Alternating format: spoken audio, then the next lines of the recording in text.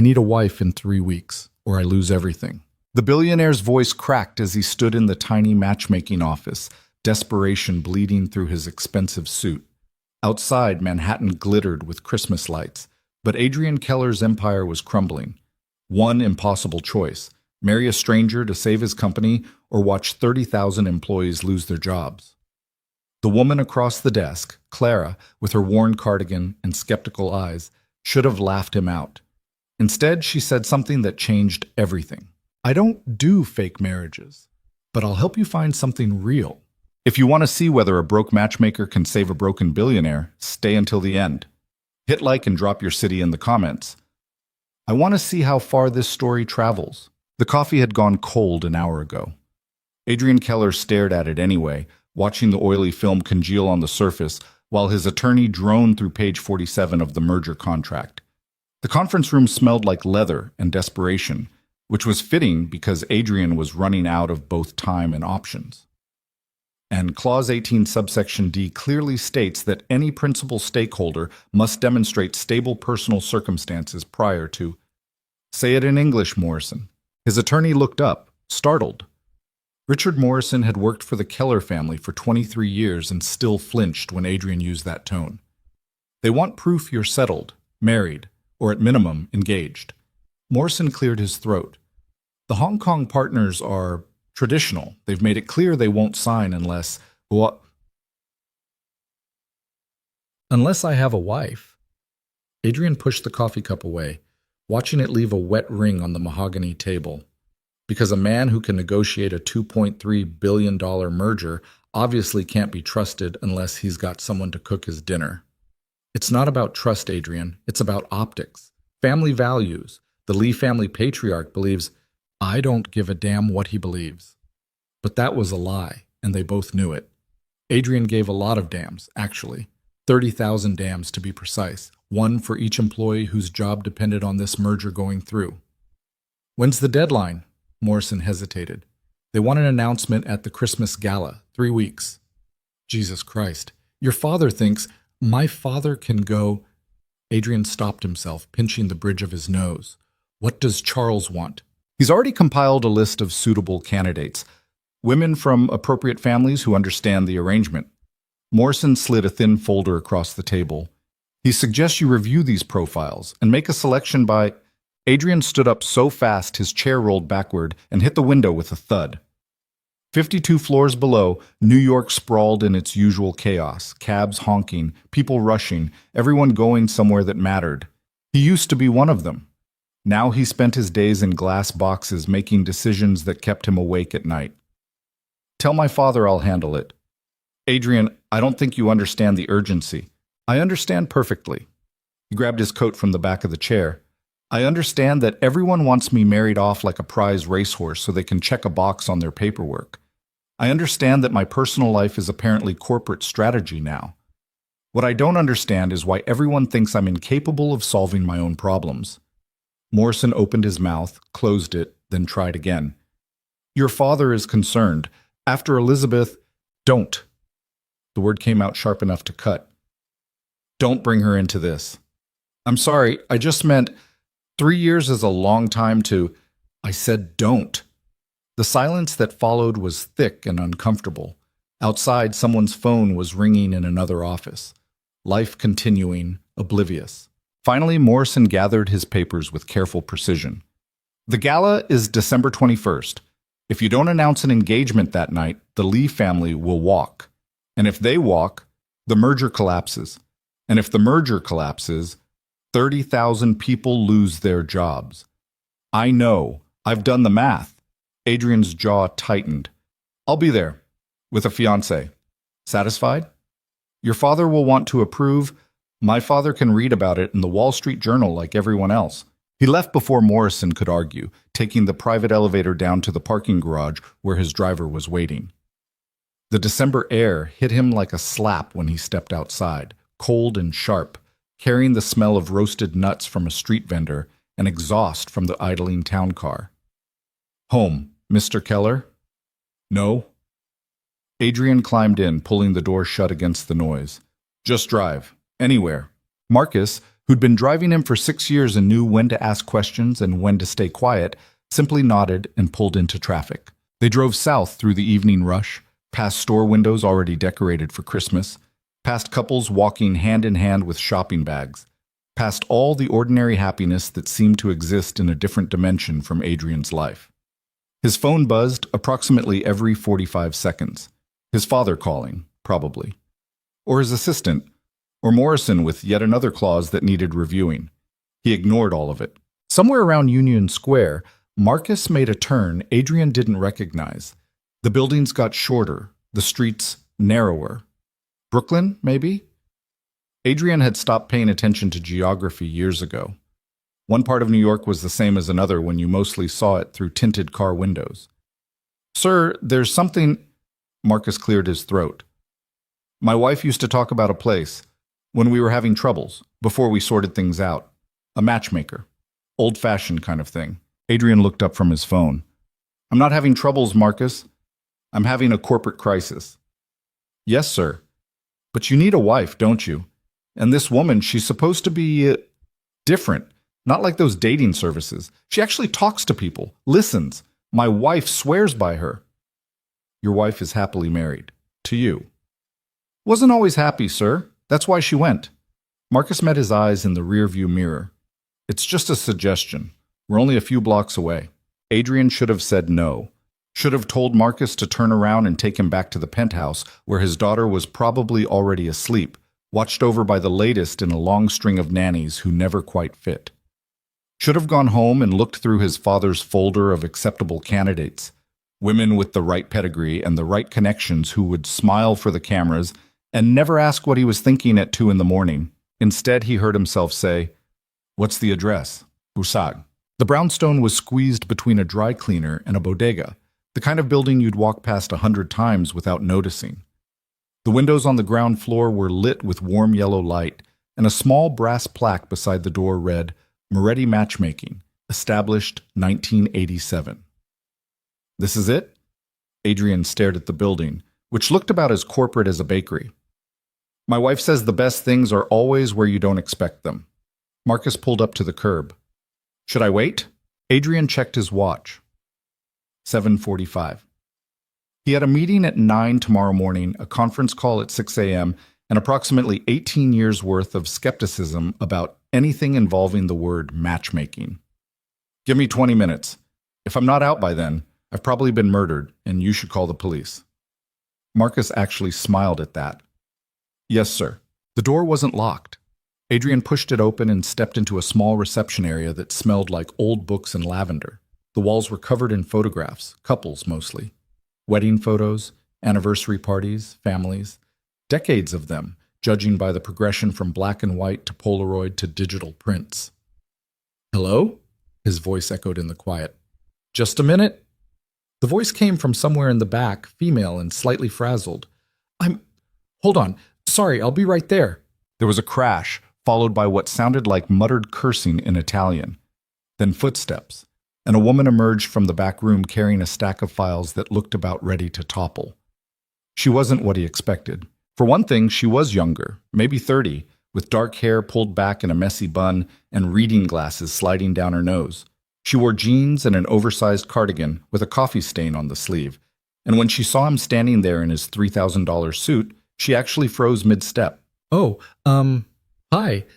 Sorry, I didn't hear you come in. I was in the back trying to—" "It doesn't matter." She set the files down on the desk with a thud that sent papers sliding. "Welcome to Moretti Matchmaking. I'm Clara. How can I help you?" Adrian had been pitched to by some of the sharpest minds in business. He'd sat across from hedge fund managers and tech billionaires, and people who could buy and sell entire companies before lunch. He knew how to read people, how to spot the angle, how to see through the performance to what someone really wanted. But this woman standing there with her coffee-stained cardigan and her slightly crooked glasses, looking at him with an expression of genuine confusion, he couldn't get a read on her at all. "I need a wife," he said, because apparently his brain had decided honesty was the best policy at 7:45 on a Tuesday evening. Clara blinked. "I'm sorry?" "A wife, or at minimum, a fiancé, by December 21st. I was told you could help with that." Her expression shifted through several emotions too quickly for him to track them all, finally landing on something between amusement and concern. Okay, why don't you sit down, Mr. Keller? Adrian Keller. He waited for recognition, but her face stayed blank. Either she genuinely didn't know who he was, or she was a better actor than anyone he'd ever met. Right. Adrian, please sit. She gestured to a worn leather chair across from the desk, then started gathering the scattered papers with quick, efficient movements. Can I get you some coffee? Tea? I think I have tea somewhere, though it might be expired. I'm fine. Okay. She sat down across from him, pulled a yellow legal pad from a drawer, and clicked a pen. So, you need a wife by December 21st. That's 3 weeks from today. Correct. And you came to a matchmaker because I'm out of options. The words came out harsher than he intended, but Clara didn't flinch. I have a business merger that depends on me being married or at least engaged. The traditional methods haven't worked out. Traditional methods being dating, meeting people, the normal way people find relationships. He was aware of how ridiculous this sounded. I don't have time for normal anymore. Clara studied him for a long moment, pen hovering over the legal pad. Can I be honest with you, Adrian? Please. This sounds insane. Despite everything, the stress, the deadline, the sheer absurdity of sitting in this tiny office that smelled like someone's grandmother's house, Adrian almost laughed. You're not wrong. I mean, I appreciate that you're being straightforward about it. Most people come in here with stories about wanting to find their soulmate when really they just want someone to take to their sister's wedding or whatever. But a business merger? That's a new one. She set down the pen. Why not just hire someone? An actress or an escort or whatever you billionaire types do? How did you... Google autofilled your name when I typed Adrian K to check my email. You're apparently very rich and very private and very successful. Congratulations. Her tone wasn't impressed, which was also new. But you still haven't answered my question. Why are you here instead of hiring someone to play pretend? Adrian leaned back in the chair, which creaked alarmingly. Because it won't work. The people I'm dealing with, they're thorough. They'll investigate. And they're traditional. They'll smell a fake relationship from a mile away. I need something that at least looks real. Looks real, not is real. I'm being honest about what this is. Yeah, you are. Which is why I'm going to be honest right back. Folded her arms. I don't do fake marriages. I don't do arrangements. I don't help people check boxes or close business deals. My mother started this business to help people find actual human connection, not corporate solutions. Your mother? She died 2 years ago. Left me this place and about 40 years worth of client files and a philosophy I'm not about to abandon just because some billionaire walks in with a deadline. Her voice softened slightly. I'm sorry about your situation, Adrian. I really am, but I can't help you. He should have stood up. Should have thanked her for her time and walked out and called his father and picked someone from that folder of acceptable candidates. This was a waste of time anyway. What was he thinking, coming to a matchmaker? This wasn't a business problem you could solve with the right introduction. Except something about the way Clara was looking at him, not awed or impressed or calculating, but just seeing him. Like he was a person with a problem, not a headline or a bank account or a corporate asset. It had been so long since anyone looked at him like that. What if it wasn't fake? The word surprised him as much as her. What? What if I actually tried to meet someone? To find something real, I mean. I just need help doing it quickly. He was making this up as he went along, which was not how Adrian Keller normally operated. You said you help people find connections. Help me find one. Claire's eyes narrowed. In 3 weeks. I know it's not ideal. It's not remotely realistic. Real relationships take time. Trust takes time. You can't just manufacture chemistry on a deadline. But you could try, couldn't you? You could introduce me to people, set up dates, see if anything clicks. He could hear the desperation in his own voice now, which would have been embarrassing if he had any pride left. I'm not asking you to guarantee results. Just give me a chance. Why does this matter so much to you? Clara leaned forward, studying his face. It's just money, right? You probably have plenty of it. Why not let the merger fail? Because 30,000 people work for my company. And if this merger doesn't go through, I'll have to make cuts. Massive cuts. Offices closed, positions eliminated. Families who depend on those paychecks, who've built lives around those jobs. He ran a hand through his hair. I know how it sounds. Rich guy problems. But those people aren't rich, and their problems are real, and I'm responsible for them whether I like it or not. The silence stretched between them. Outside, a car alarm went off, then stopped. The radiator in the corner hissed and clanked. Finally, Clara picked up her pen again. Tell me about your daughter. Adrian's head snapped up. How do you know I have a daughter? Google, remember? There was a photo from some charity thing. She looked about 5. Claire's expression was unreadable. What's her name? Sophie, she's 6. And what does Sophie think about Daddy getting married for a business deal? The question hit harder than it should have.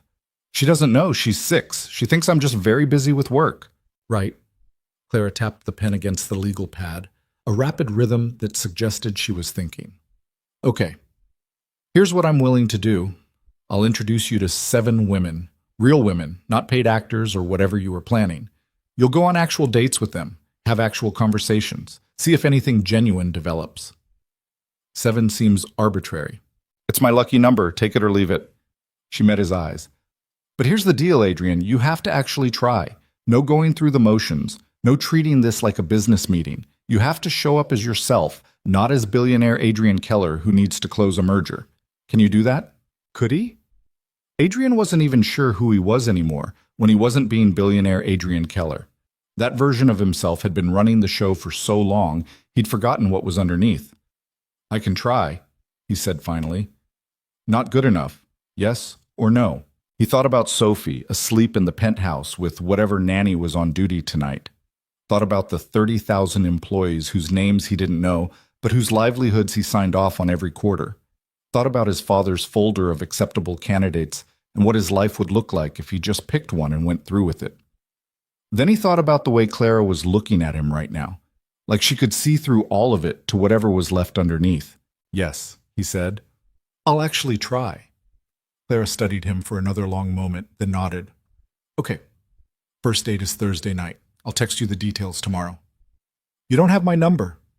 She gestured to his phone, which was lighting up on the chair beside him. Something tells me you're very easy to get in touch with when people need you.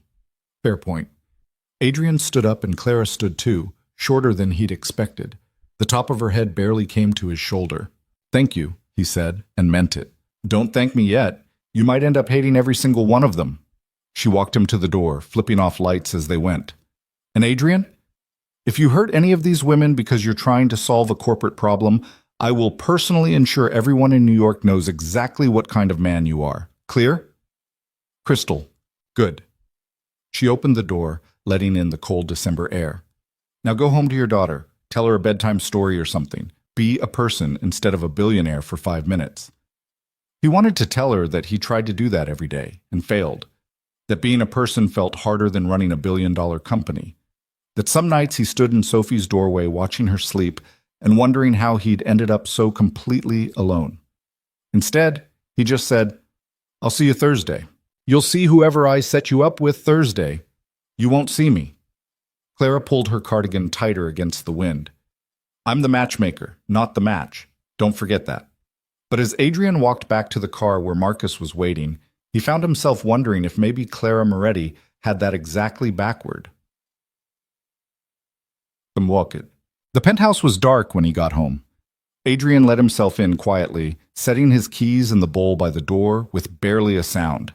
The floor-to-ceiling windows showed Manhattan glittering below, millions of lights marking millions of lives being lived in ways that probably made sense to the people living them. He checked his phone. 11:47. Too late to wake Sophie, even though he wanted nothing more than to hear her voice, her ridiculous 6-year-old questions about why clouds floated or how come ice cream wasn't a vegetable. The nanny, Rebecca, Rachel, had left a note on the kitchen counter. Sophie ate all her dinner, homework done, asleep by 8, everything under control, as always. Adrian crumpled the note and threw it in the trash. The apartment was too big, too quiet, too much like a museum and not enough like a home. 16,000 square feet of marble and designer furniture and emptiness. He'd bought it 5 years ago when the company went public, back when Elizabeth was still alive, and they talked about filling it with noise and chaos and a half dozen more kids. Now it just echoed. He poured himself 2 fingers of scotch and stood at the window, looking out at nothing. His reflection stared back. A man in an expensive suit who looked exactly like the kind of person who'd solve a personal problem with a business transaction. His father's son, in other words. The thought made him drink faster. His phone buzzed. A text from a number he didn't recognize. First date? Thursday, 7 p.m. The terrace at Bryant Park. Her name is Isabel. She's an attorney. Doesn't know who you are. Try to keep it that way for at least the appetizers. CM. Adrian stared at the message. Isabel. An attorney. Thursday. 3 weeks to find someone he could stand to marry, or at least pretend to marry long enough to close a merger and save 30,000 jobs. No pressure. He finished the scotch and went to check on Sophie. Her room was the only part of the penthouse that felt alive. Books scattered on the floor, stuffed animals arranged in what she insisted was a very important pattern, drawings taped to the walls. She'd kicked off her covers and was sprawled diagonally across the bed, clutching a worn teddy bear that had been Elizabeth's. Adrian pulled the covers back over her, careful not to wake her. She stirred anyway, blinking up at him with sleepy eyes. Daddy? I'm here, sweetheart. Go back to sleep. You're late. I know. I'm sorry. It's okay. She yawned, already drifting off again. I made you a picture. It's on the fridge. He waited until her breathing evened out before going back to the kitchen. The picture was there, held up by a magnet shaped like the Statue of Liberty. A crayon drawing of 2 stick figures, one tall and one small, holding hands under a smiling sun. Me and Daddy, she'd written in wobbly letters across the top. Adrian stood there staring at it for longer than was probably reasonable. This crude drawing made by his daughter, who barely remembered her mother, who spent more time with paid caregivers than with him, who deserved so much better than a father who was considering fake marriages to solve business problems. He pulled out his phone and looked at Clara's message again. Thursday, 7 p.m. Maybe this was insane. Probably it was insane. But it was the only plan he had that didn't involve picking a stranger from his father's folder and lying about it for the rest of his life. He took a picture of Sophie's drawing and sent it to Clara's number. I'm trying, he typed, then deleted it, then typed, see you Thursday. Her response came almost immediately. Not me, Isabel. But yeah, see you then. Adrian set down the phone and looked back at the drawing. 2 stick figures under a smiling sun. Such a simple thing to want, and absolutely impossible to find in 3 weeks, probably. Oh. Thursday arrived faster than Adrian expected, which was how time seemed to work when you were dreading something. The days between had been consumed with emergency meetings about the merger, conference calls with attorneys, and increasingly aggressive voicemails from his father demanding to know what his plan was. Adrian ignored all of them and focused on work, because work he understood. Work had rules, contracts and clauses and things you could negotiate. Dating, apparently, did not. He'd Googled Clara's business during a particularly boring presentation about market projections. Moretti Matchmaking had a website that looked like it had been designed in 2003 and hadn't been updated since. There were testimonials from couples who'd met through Clara's mother, photos of weddings, a philosophy statement that rambled on about authentic connection and matching souls, not resumes. There was almost nothing about Clara herself except a small bio that said she'd taken over the business after her mother's death and was committed to continuing the legacy of bringing people together. No social media presence, no LinkedIn, no digital footprint except that ancient website and a handful of reviews on sites people didn't really use anymore. It was like she existed in a different era entirely, which maybe explained why at 6:55 on Thursday evening, Adrian found himself approaching the terrace at Bryant Park, feeling like he was about to sit for a job interview he hadn't prepared for. The hostess checked her list. Reservation for Keller. There should be 2 of us. Ah, yes. Your party is already here, right this way. She led him through the restaurant to a table by the window, where a woman in her early 30s sat reading something on her phone. She looked up when Adrian approached, and he got his first good look at Isabel. Attractive, professional, exactly the kind of woman who'd be on his father's approved list if his father knew she existed. Adrian? She stood up, extending a hand. I'm Isabel Chen. Nice to meet you. You too. He shook her hand, firm grip, confident, and sat down. Thanks for agreeing to this. I know Clara can be, persuasive. Isabel laughed. She told me she had a client who was chronically overworked and emotionally unavailable but trying to change. I figured anyone that honest about their flaws deserved a shot. Chronically overworked and emotionally unavailable. Great first impression. Better than loves long walks on the beach and puppies, right? At least I know what I'm getting into. She flagged down a waiter. Should we get wine? I feel like we need wine for this. They ordered a bottle of something expensive that Adrian barely tasted, and then Isabel looked at him with an expression that was curious but not invasive. So, she said, what do you actually do? Clara was very mysterious about the details. Said you'd tell me yourself if you wanted to. This was the moment. He could lie, make something up, be anyone other than Adrian Keller, billionaire CEO, with a merger problem and a daughter at home, and enough baggage to fill a 747. Instead, he told the truth. I run a company, hotel and property development mostly. It's consuming. Consuming how? Like I can't remember the last time I took a full weekend off. Like my daughter's nanny knows her better than I do some weeks. Like I'm very good at making money and very bad at being present. He stopped himself. Sorry, that was probably too honest. No, I like it. Isabel poured them both more wine. I'm a corporate attorney. I bill 70 hours a week and haven't been on a vacation in 3 years. Consuming, I get it.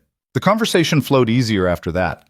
Isabel was sharp and funny and remarkably easy to talk to. She told him about a case she'd just won, about her family in San Francisco, about the apartment she was renovating in Tribeca that was taking 3 times longer than the contractor had promised.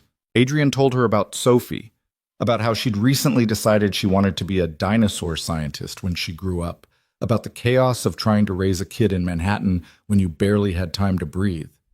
It was nice, comfortable, exactly what a first date should be, and Adrian felt absolutely nothing. Not Isabel's fault. She was wonderful, smart and successful, and the kind of woman his mother would have loved. But there was no spark, no chemistry, no moment where he thought, yes, this could be something. She seemed to sense it too. By the time dessert arrived, they'd both relaxed into the reality that this was a pleasant dinner between two people who would probably never see each other again. Clara's going to ask how it went, Isabel said, stirring her coffee. What should I tell her? The truth. That you're great, and I'm apparently broken. You're not broken, just busy. There's a difference. She smiled. For what it's worth, I think you'll figure it out. You seem like the kind of person who solves problems when you actually focus on them. This isn't really a problem you can solve with focus. Maybe not. But you're trying, right? That counts for something. They split the check, Isabel insisted, and said goodbye on the sidewalk outside the restaurant. She gave him a quick hug, the kind you'd give a colleague after a successful meeting, and then she was gone, disappearing into the Thursday night crowd. Adrian's phone buzzed almost immediately. How'd it go? Clara. He stood there on the sidewalk, watching people rush past him toward wherever they were going, and tried to figure out how to explain that he'd just had a perfectly nice date with a perfectly nice woman and felt more alone than when he started. She was great, he typed finally. Not the right fit. The response came fast. Date 2, Saturday afternoon, coffee shop in the West Village. Her name is Meredith. She teaches literature at NYU. Bring your brain, not your wallet. Adrian stared at the message. Saturday was 2 days away. He had 6 more of these to get through, 6 more chances to find whatever it was Clara thought he was looking for. He should have felt hopeful. Instead, he just felt tired. Saturday's date with Meredith was different in all the surface ways. Coffee instead of wine, afternoon instead of evening, a literature professor instead of a lawyer. But the result was the same.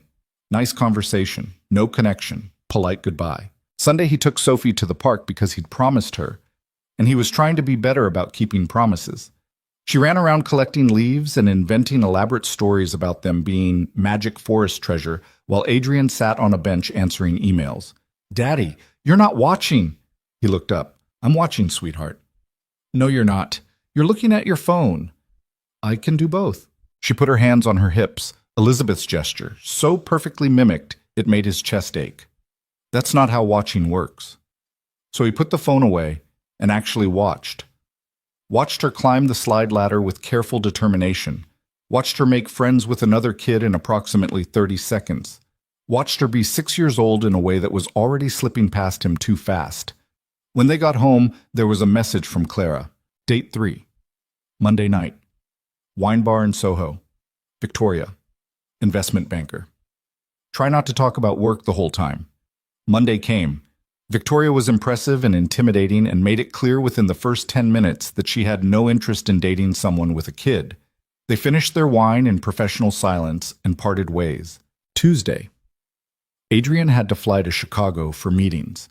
He sat in first class reading merger documents and thinking about how this was supposed to be different, this experiment Clara had designed. 7 dates, 7 women, 7 chances to find something real. 4 down, 3 to go. And nothing. Wednesday he was back in New York, and Clara's message was waiting. Date 4. Thursday lunch, Italian place in Little Italy. Her name is Amanda. She's a curator at MoMA. Try to relax. Relax. Right. Because relaxation was definitely something Adrian Keller was known for. But he showed up Thursday at noon anyway, because he'd said he'd try and he was, against all odds, still trying. Amanda was already there when he arrived, studying the menu with the kind of focus most people reserved for legal contracts. She looked up when he sat down and gave him a smile that was warm but measuring. "So you're the mysterious client Clara keeps talking about," she said. "She told me you needed help reconnecting with your humanity. Should I be concerned?" "Probably." They ordered pasta for her, risotto for him, and Amanda launched into stories about the museum, about artists she'd worked with, about a new exhibition that was causing controversy because apparently modern art was still capable of offending people. She was fascinating. Passionate about her work, opinionated, completely unimpressed by wealth or status or any of the things that usually made people treat Adrian differently. And still, nothing. Adrian picked at his risotto and wondered what was wrong with him. 4 intelligent, accomplished, interesting women, and he couldn't manufacture even a hint of chemistry with any of them. "You're not really here, are you?"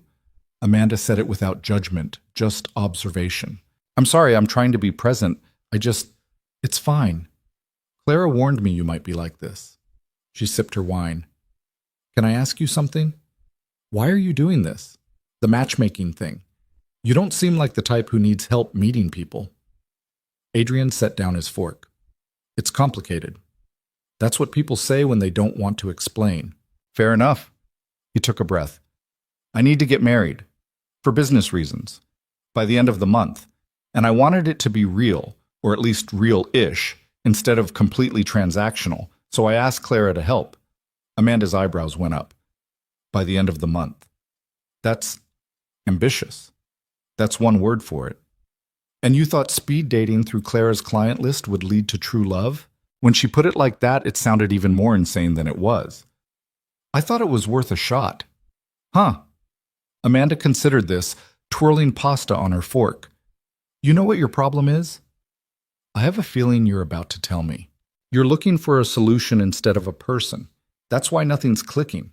You're sitting across from these women trying to figure out if they check the boxes, not whether you actually like them."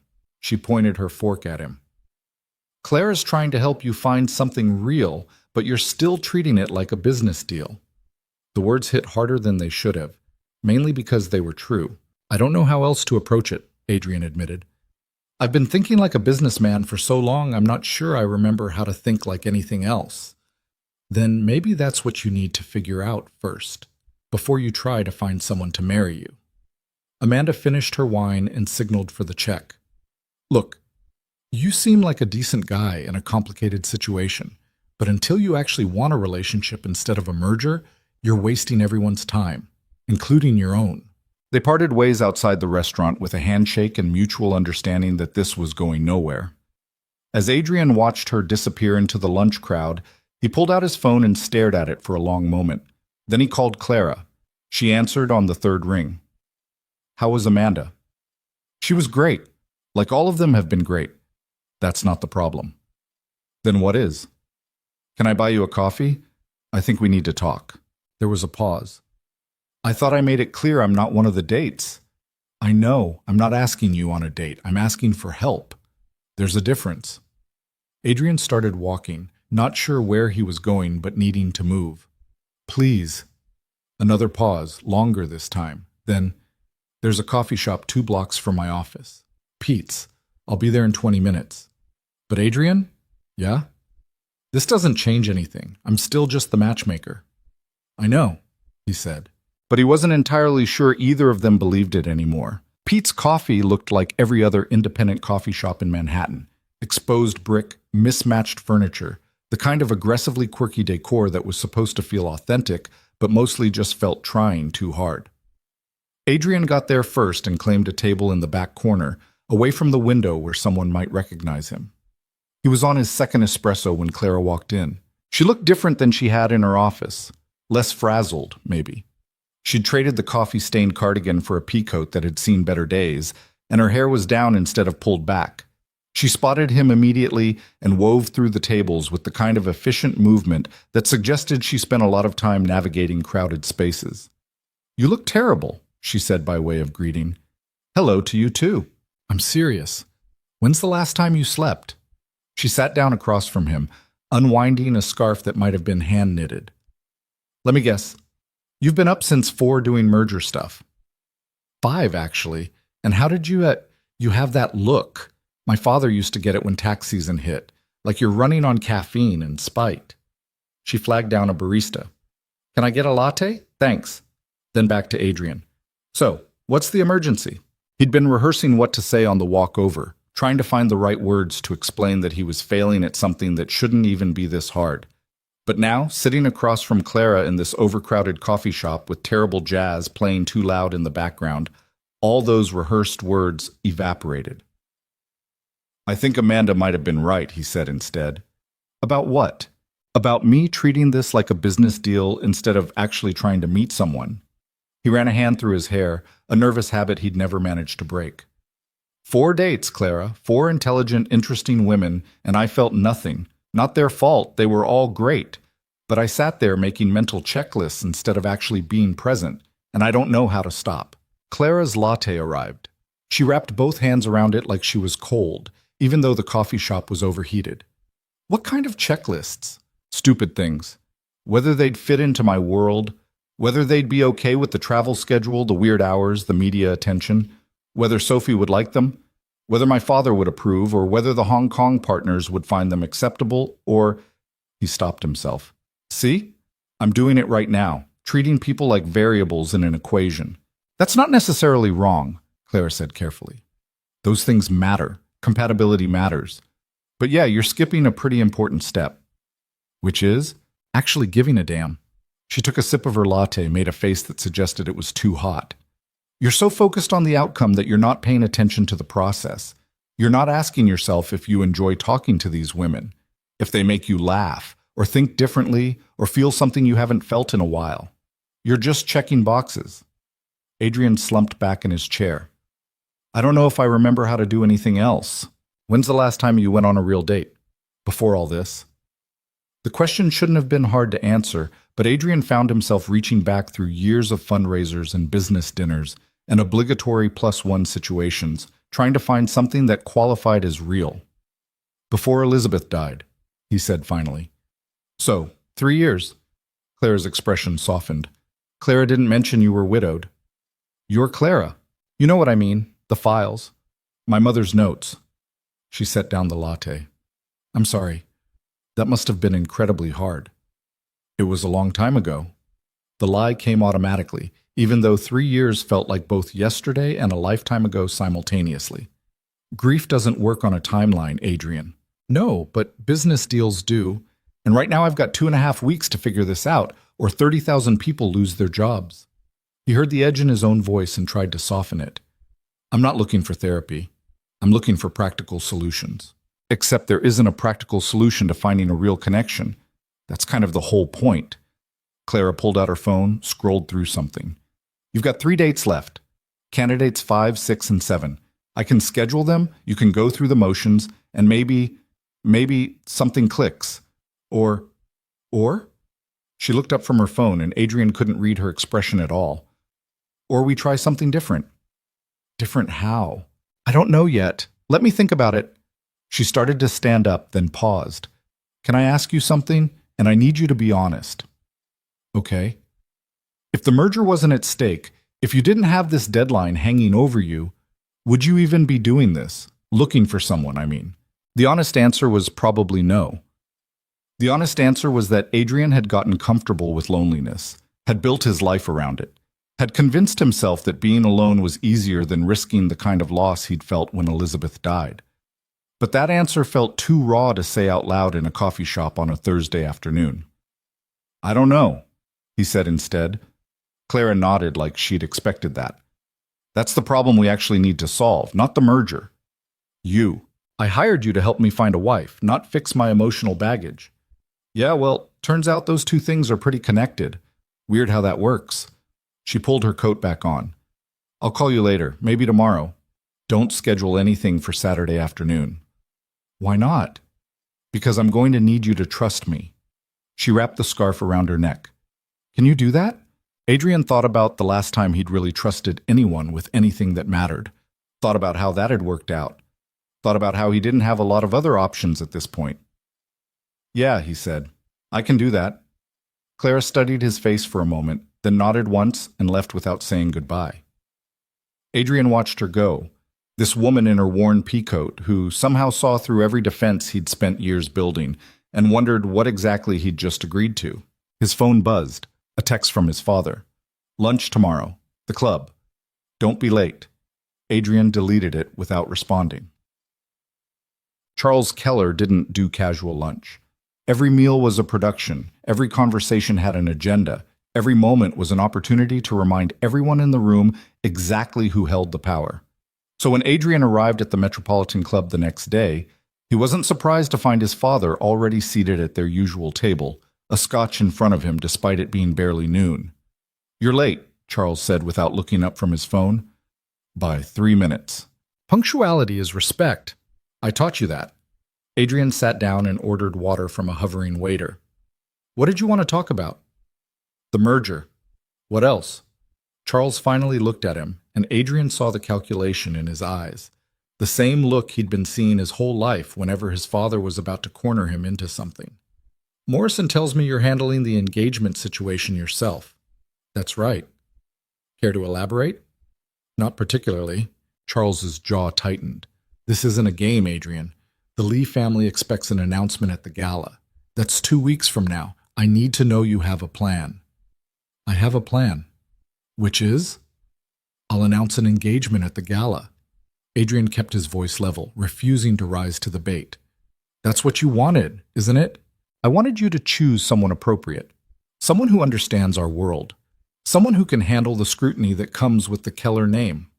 Charles leaned forward. I gave you a list of suitable candidates. Have you even looked at it? I've been busy. Busy with what?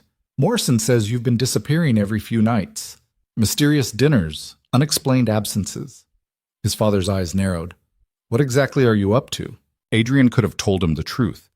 That he was going on dates arranged by a matchmaker who worked out of a brownstone that probably violated about 15 building codes. That he was trying, in his own completely incompetent way, to find something real instead of something convenient.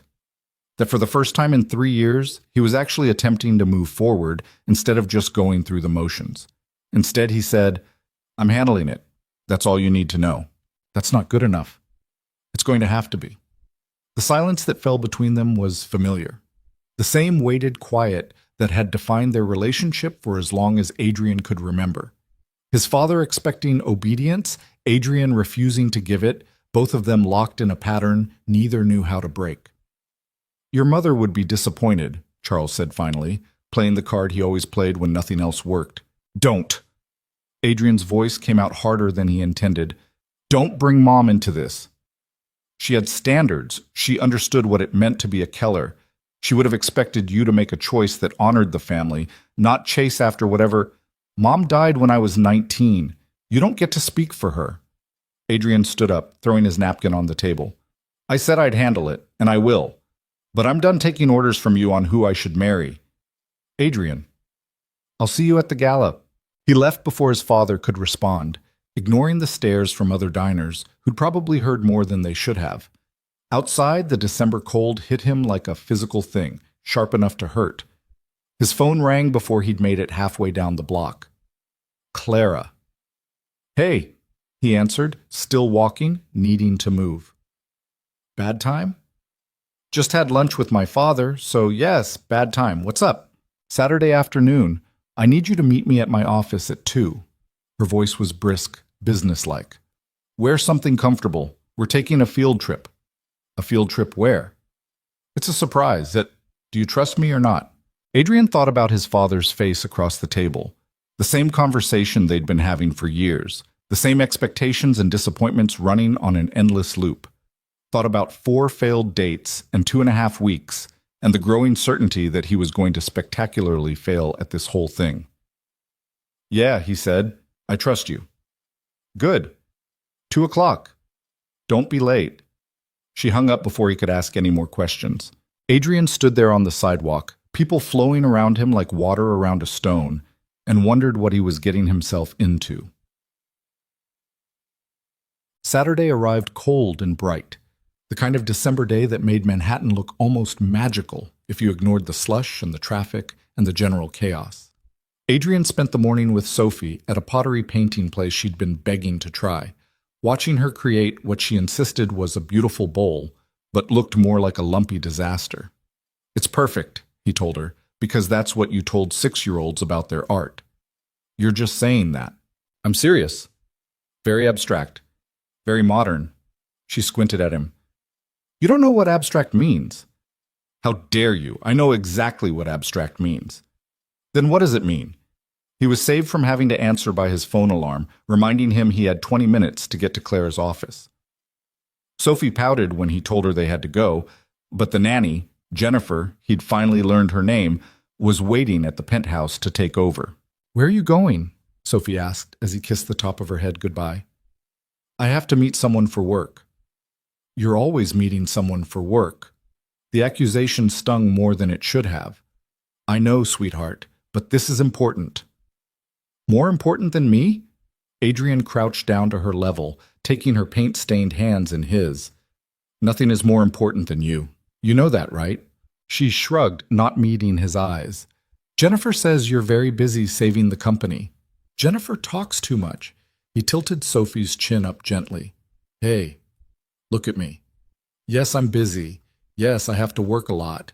But you're the most important thing in my life. Always. Deal?" "Deal." She hugged him quickly, then pulled away. "Can we get ice cream tomorrow? Even though it's winter?" "Especially because it's winter. That's when it tastes best." He had no idea where she got these ideas, but he loved her for them. "Ice cream tomorrow, I promise."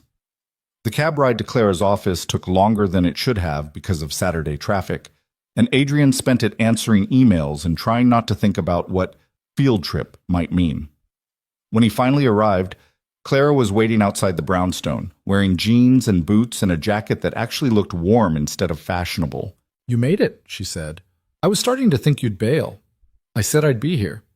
"Yeah, but rich people say a lot of things they don't mean." She started walking before he could respond to that. "Come on, we're taking the subway." "The subway? You know, the train that runs underground, carries millions of people every day? That subway." "I know what the subway is. I just haven't taken it in. Years, I'm guessing. Don't worry, it's mostly the same. Dirty, crowded, smells weird. Very authentic New York experience." She was already heading down the street toward the nearest station. Adrian followed, feeling bizarrely out of place in his designer jeans and coat that probably cost more than most people's rent. "Where are we going?" "You'll see."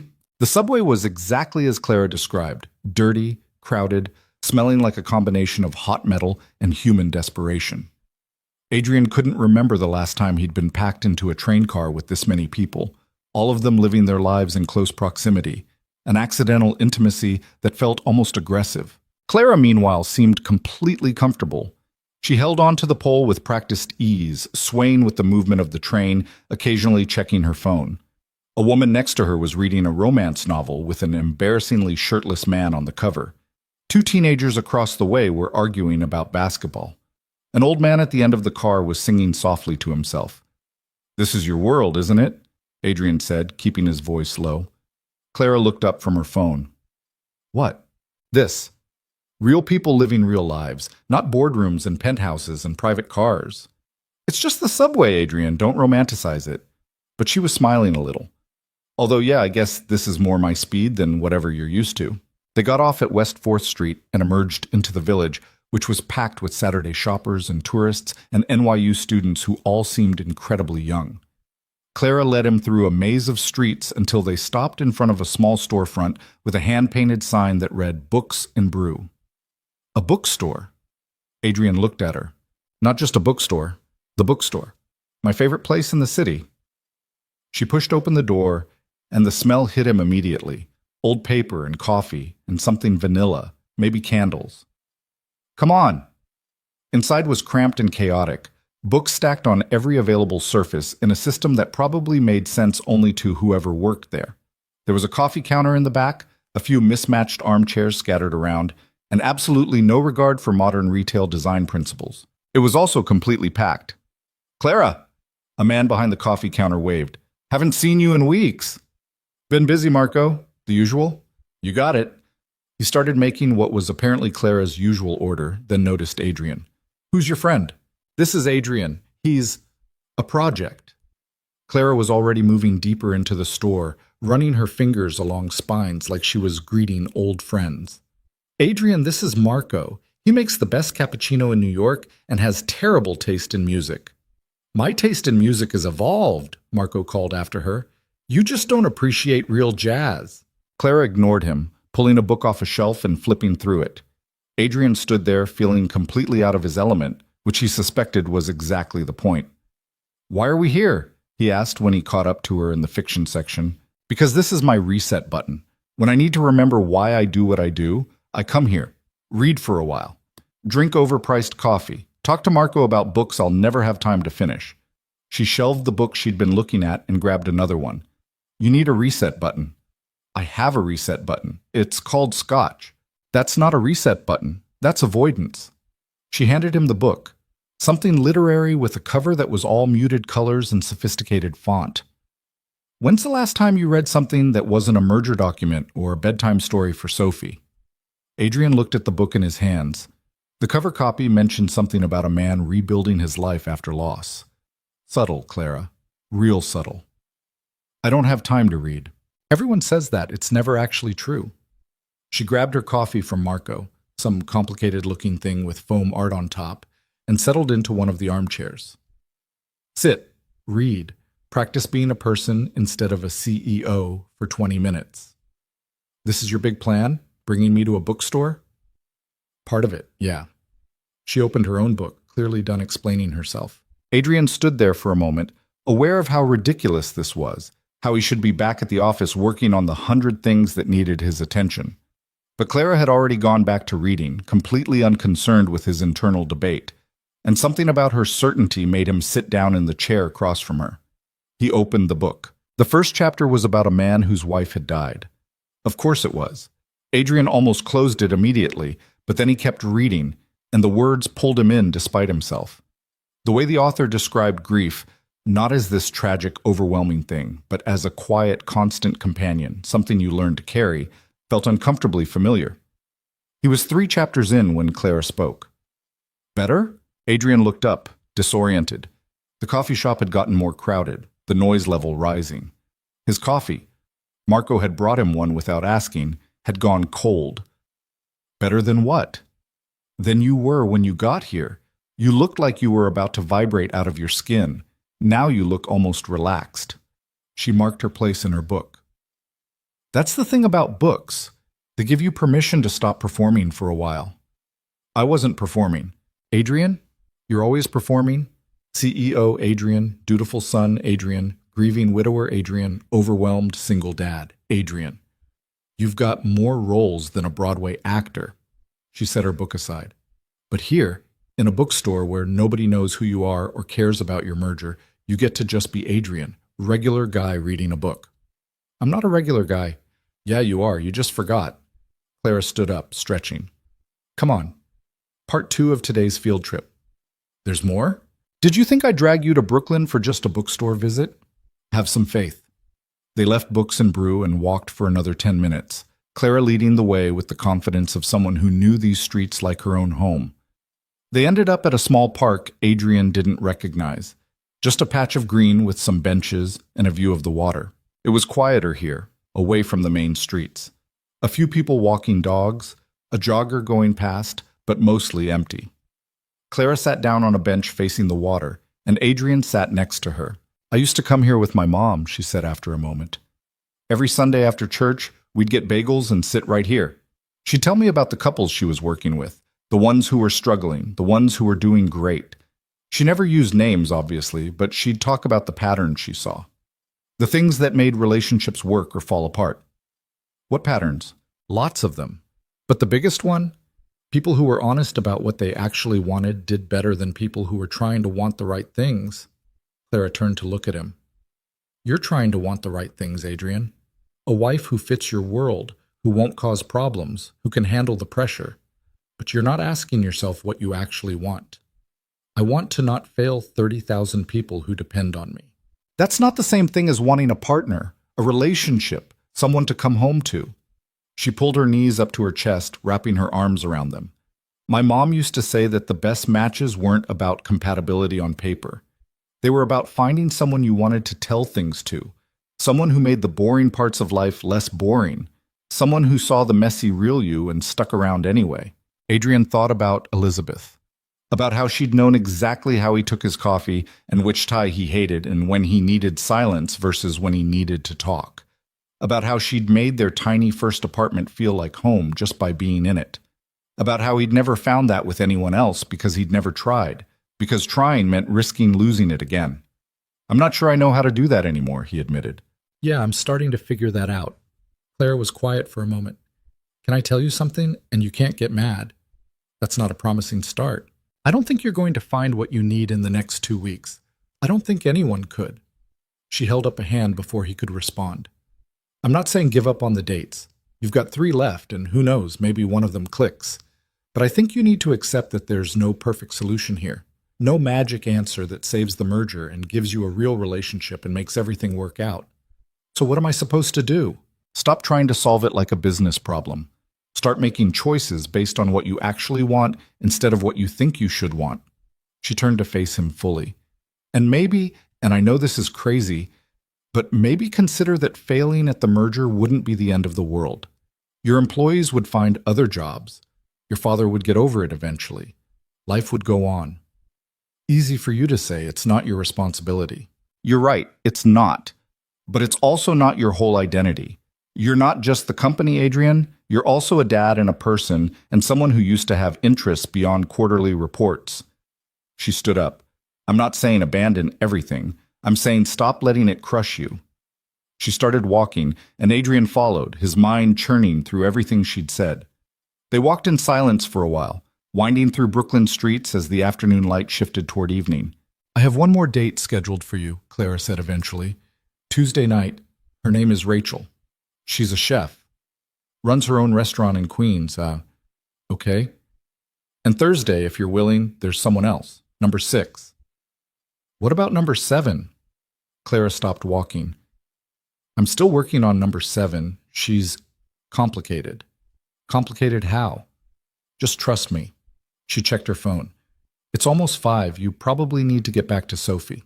She was right. Jennifer had texted twice asking when he'd be home.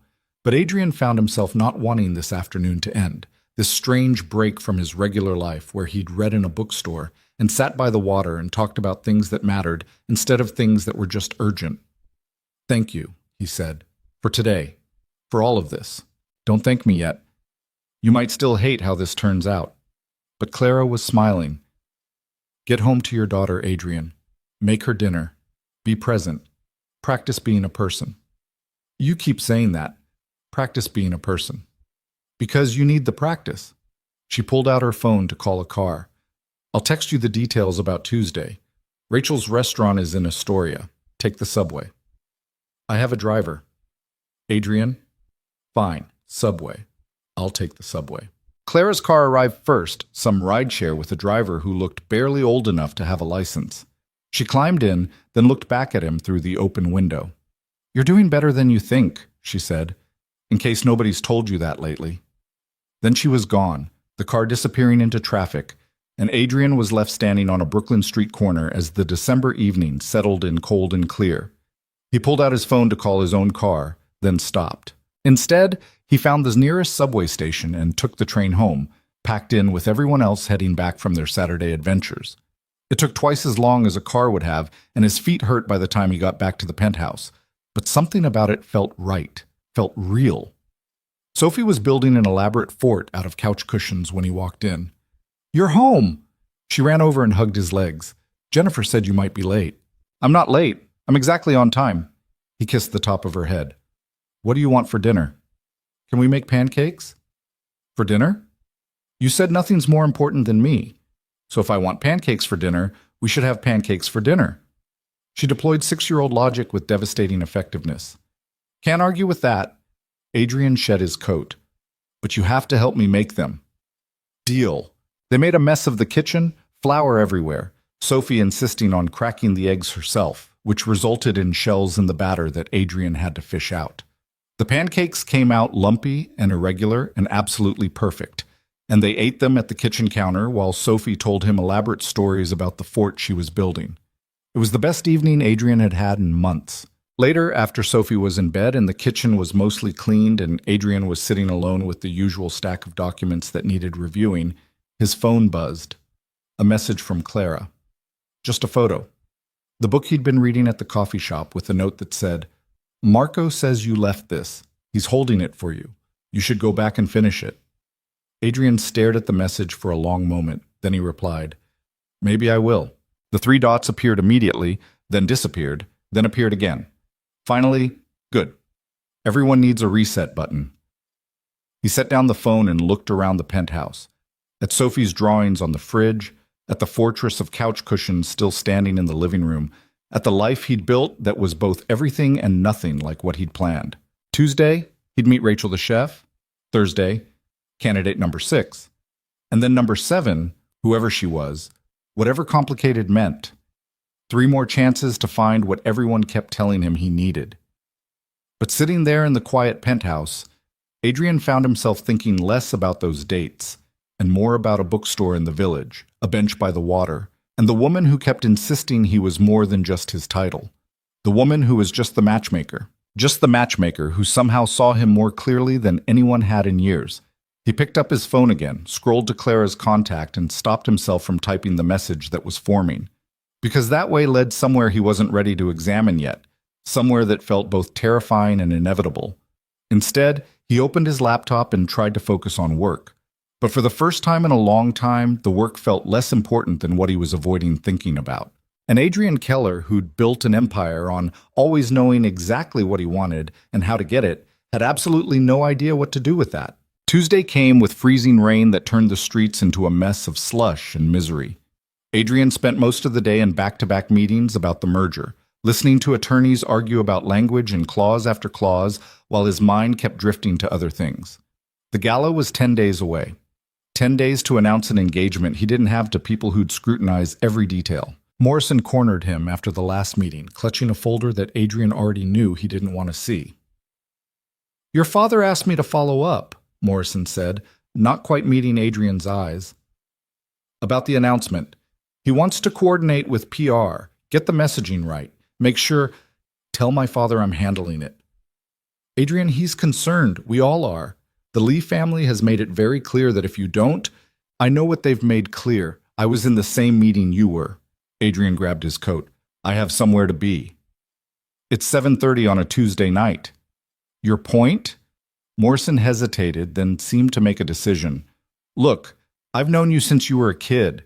I watched you build this company from the ground up after your mother died. I know how much it means to you, but this approach you're taking, whatever it is, it's making people nervous." "What approach?" "The secretive one. The refusing to communicate one. Your father thinks you're self-destructing." "My father thinks any decision he doesn't control is self-destruction." Adrian pulled on his coat. "I'll make the announcement at the gala. That's all anyone needs to know."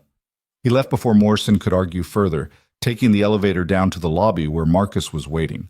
Except tonight, Adrian waved him off. "I'm taking the subway." Marcus raised an eyebrow but said nothing.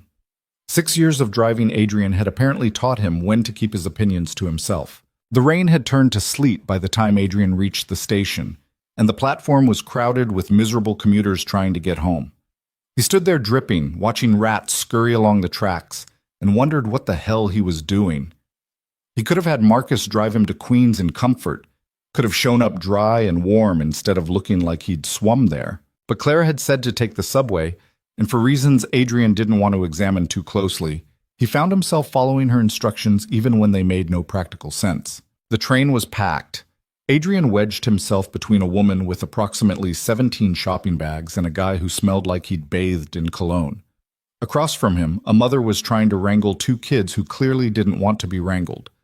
One of them was crying about something, the sound piercing even over the train noise. The mother looked exhausted. Not just tired, exhausted in that way that suggested she'd been running on empty for months and had forgotten what full felt like. She caught Adrian staring and gave him an apologetic smile. "Sorry, long day." "Don't apologize," Adrian heard himself say. "You're doing great." She looked surprised, then grateful, then went back to negotiating with her kids about something involving goldfish crackers and screen time. Adrian watched them and thought about Sophie, about all the times he'd been that exhausted parent in public, about how nobody ever told you that you were doing great even when you desperately needed to hear it. He pulled out his phone and texted Sophie's nanny, "Tell Sophie I love her, and that we're still on for ice cream this weekend." Jennifer's reply came fast. "Will do. She's already asleep, but I'll tell her in the morning. She drew you another picture today." Adrian smiled despite himself. More stick figures, probably. More proof that his 6-year-old daughter saw the world in simpler terms than he could anymore. The train lurched into Astoria, and Adrian got off with half the car. Clara's directions led him through streets he didn't recognize to a small restaurant tucked between a laundromat and a grocery store. The sign said basil and thyme in hand-painted letters, and through the window he could see maybe a dozen tables, all full. Inside smelled incredible, garlic and something roasting and fresh bread. A hostess who couldn't have been older than 20 looked up from her podium. "Do you have a reservation?" "Keller, I'm meeting Rachel?" "Oh, yes, she said you'd be coming. She's still in the kitchen, but she'll be out in a minute. Can I get you seated?" The table was near the back, small and intimate in a way that made Adrian immediately aware of how exposed he felt. This wasn't the kind of restaurant where you could hide behind menus and formality. This was the kind of place where the chef came out to talk to tables, and everyone could hear everyone else's conversations. He was reading the menu, all seasonal, all local, the kind of thoughtful food that took actual skill, when a woman in chef's whites emerged from the kitchen. Rachel was maybe 35, with dark hair pulled back in a practical bun, and the kind of confident stride that came from running your own kitchen. She spotted Adrian and headed over, wiping her hands on a towel. "You must be Adrian. I'm Rachel." She slid into the seat across from him without ceremony. "Fair warning, I only have about 40 minutes before dinner service gets crazy, so we're doing the speed dating version of this." "Works for me." "Good. Clara said you're, how did she put it, chronically overworked and emotionally constipated, but trying." Rachel grinned. "I like her. She doesn't sugarcoat things." "Apparently not." Adrian set down the menu. "She didn't tell me much about you except that you run this place." "That's pretty much the story. Grew up in Queens, worked in restaurants since I was 16, saved every penny for 10 years to open this place 3 years ago." Rachel flagged down a waiter. "We're doing the tasting menu. Don't argue, it's better that way." Adrian normally hated when people ordered for him, but something about Rachel's absolute certainty made it work. The waiter nodded and disappeared. "So," Rachel leaned back in her chair, "Clara says you need to get married for business reasons." "That's a new one." "It's complicated." "Everything's complicated if you make it complicated. What's the actual situation?" There was something about Rachel's directness that made bullshitting impossible. So Adrian told her about the merger, the deadline, his father's expectations, the whole mess. She listened without interrupting, occasionally nodding. When he finished, she let out a low whistle. "That's a lot of pressure." "Yeah." "And you thought speed dating through Clara's client list would solve it?" "I thought it was worth a try. Honest, I like that." The first course arrived, something with roasted beets and goat cheese that looked like art on a plate. Rachel took a bite, made an approving face.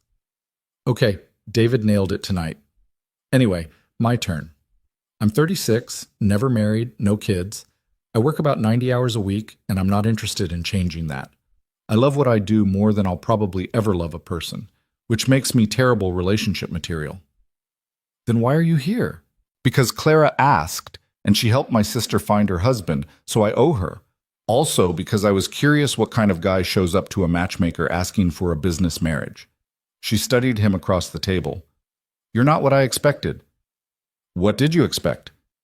Someone more arrogant, more entitled. You just seem tired. She said it without judgment, just observation. When's the last time you actually wanted to be on a date instead of feeling like you should be on a date? The question hit harder than it should have.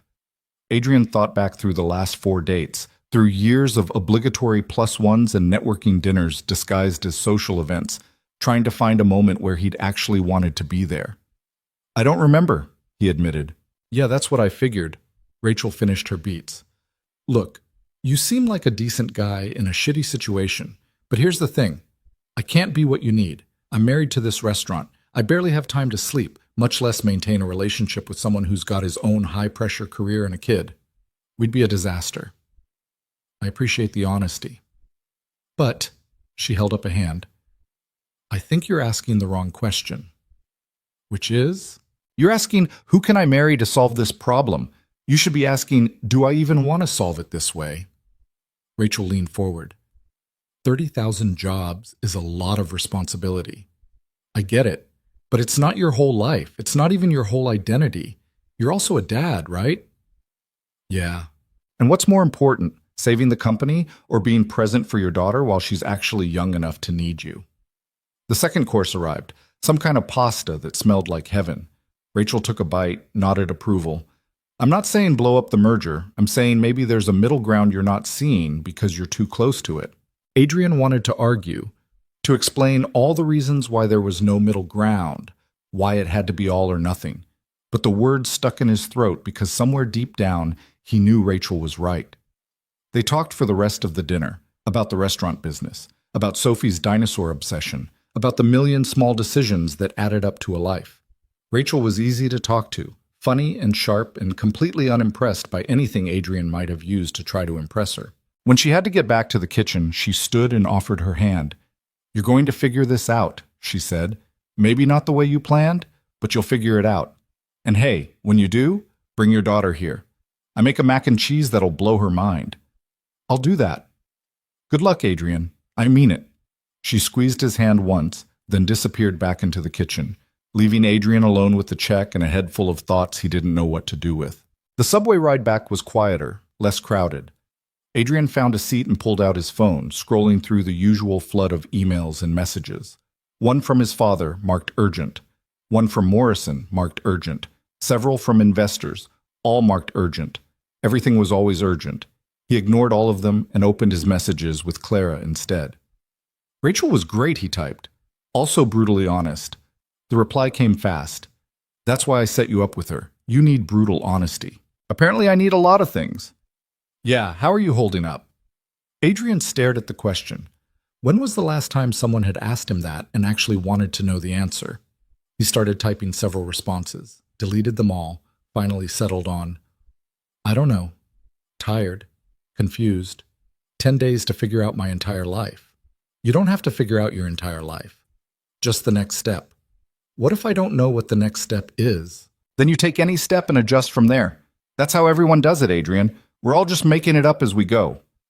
He wanted to ask her more, about how she managed to sound so certain about uncertainty, about whether she ever felt this lost, about why she kept helping him when he was clearly a disaster.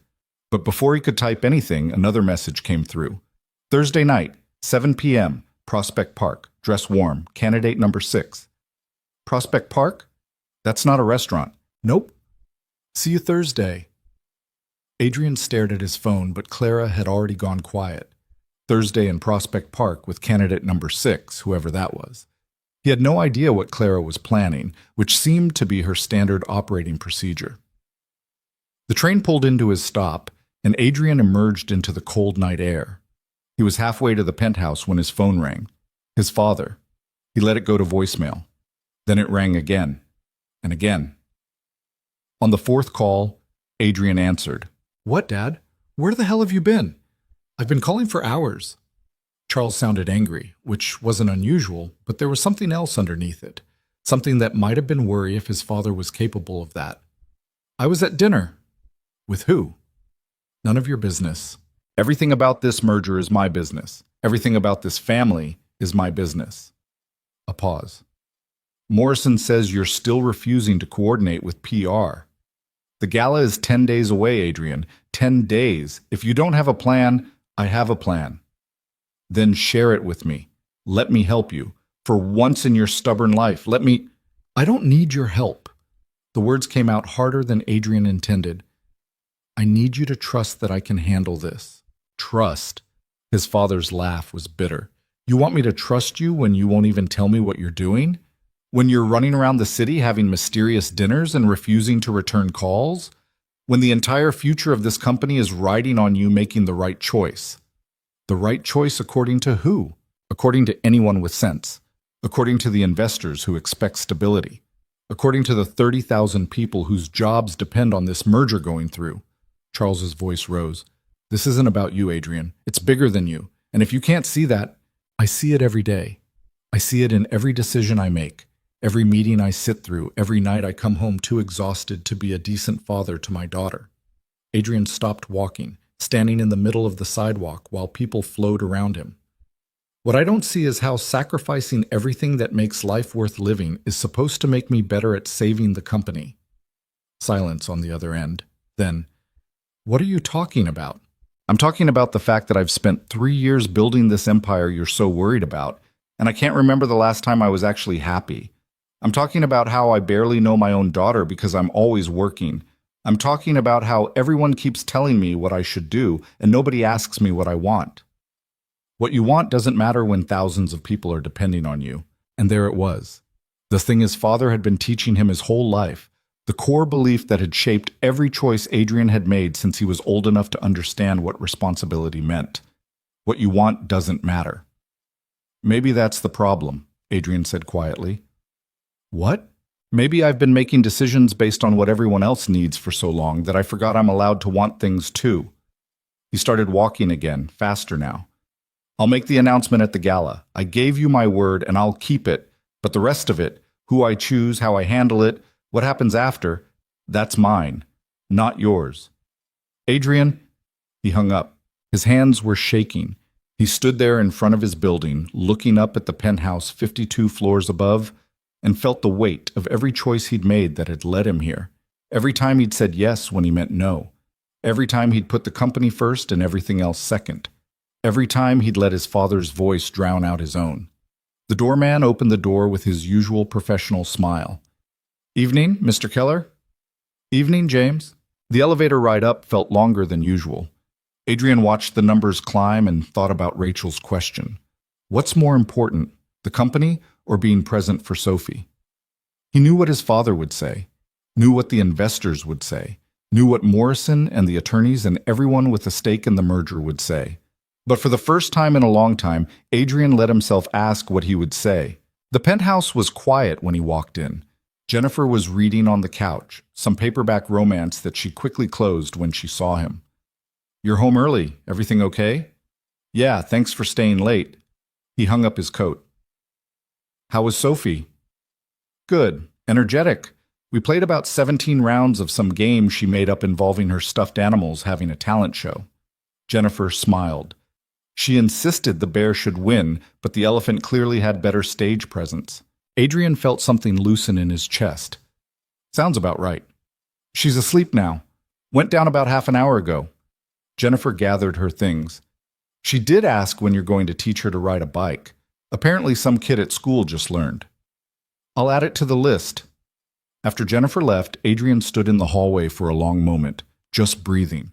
Then he walked to Sophie's room and pushed open the door as quietly as he could. She was sprawled across her bed in that boneless way kids slept, one arm flung out, clutching the worn teddy bear that had been Elizabeth's.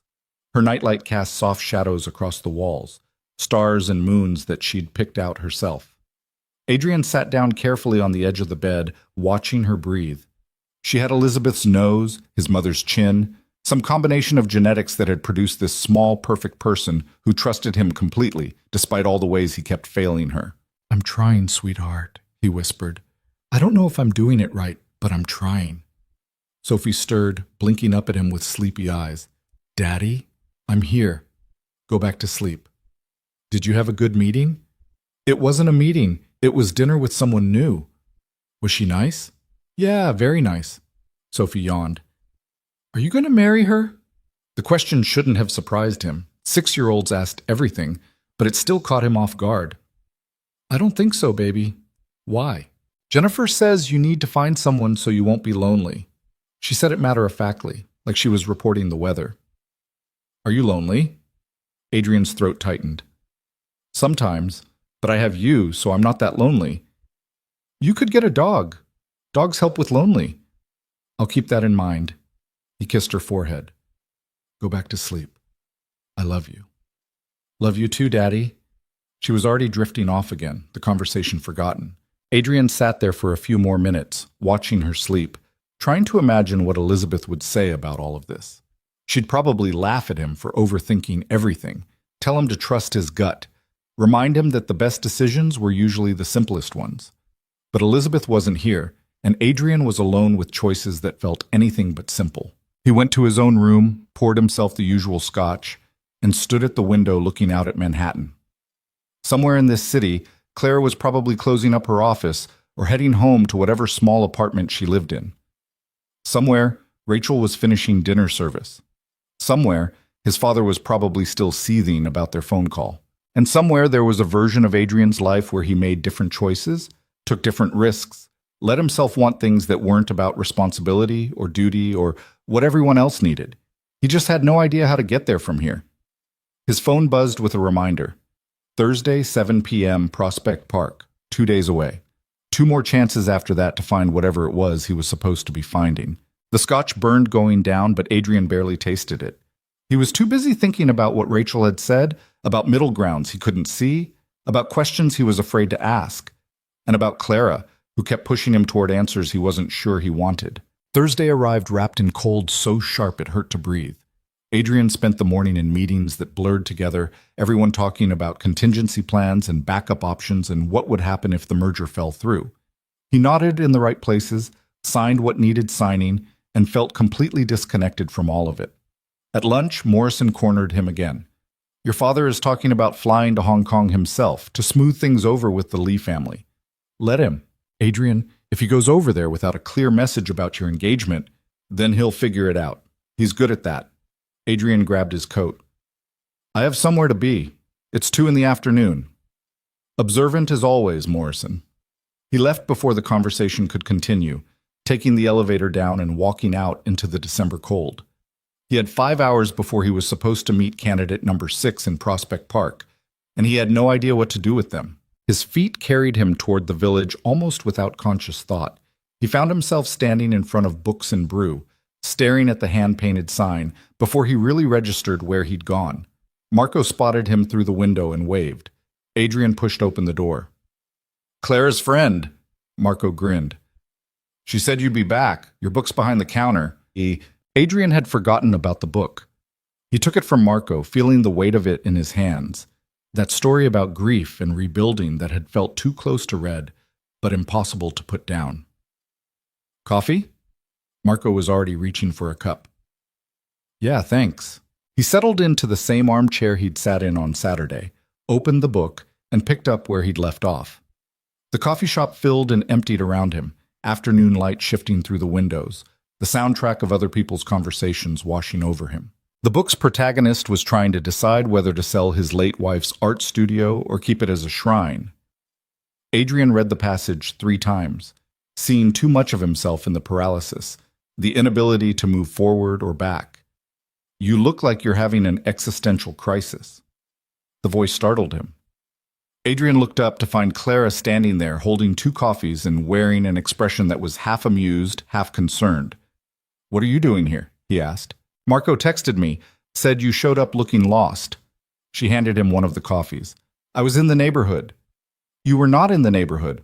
Fine. I was at my office 12 blocks away and I walked here. Same difference. Clara sat down across from him. Aren't you supposed to be at work? Probably. But instead, you're here, reading a book about grief in the middle of a Thursday afternoon. She took a sip of her coffee. Want to talk about it? Not particularly. Okay. She pulled out her own book, a different one than last time, and started reading. They sat like that for a while, reading in comfortable silence while the coffee shop hummed around them. Adrian kept glancing up, watching Clara read, the way she'd occasionally smile at something or make a small noise of disapproval. She looked completely at ease, like sitting in a coffee shop on a Thursday afternoon was exactly where she was supposed to be. Can I ask you something? Adrian said finally. Clara looked up. Sure. Why are you really helping me? And don't say it's just business, because you could have turned me away that first night. She considered the question, marking her place in the book. Honestly? Because you were the first person who walked into my office in months who actually seemed to want something real. Everyone else wants the fairy tale, the perfect match who checks all their boxes and makes all their friends jealous. You just wanted to feel less alone. I never said that. You didn't have to. It was written all over your face. She set the book aside. And because my mom built that business on the idea that everyone deserves a chance at real connection, even people who think they're too broken or too busy or too whatever to find it, I couldn't turn you away without betraying what she believed in. Your mom sounds like she was pretty great. She was. She was also stubborn and interfering and absolutely convinced she knew what was best for everyone. Clara smiled. I miss her every day. How long has it been? 2 years. Cancer. By the time they found it, there was nothing they could do. She wrapped her hands around her coffee cup.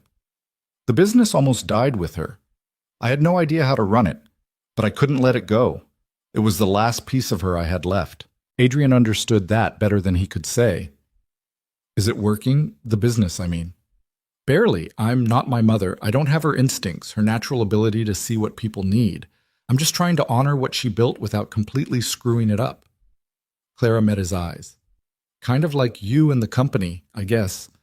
Both of us trying to live up to impossible standards while pretending we have it all figured out. The parallel hit home. I don't pretend I have it figured out. Yeah, you do. That whole controlled CEO thing you've got going, that's pretending. The real you is the guy who showed up at my office desperate and honest. The guy who takes his daughter to pottery painting and makes her pancakes for dinner.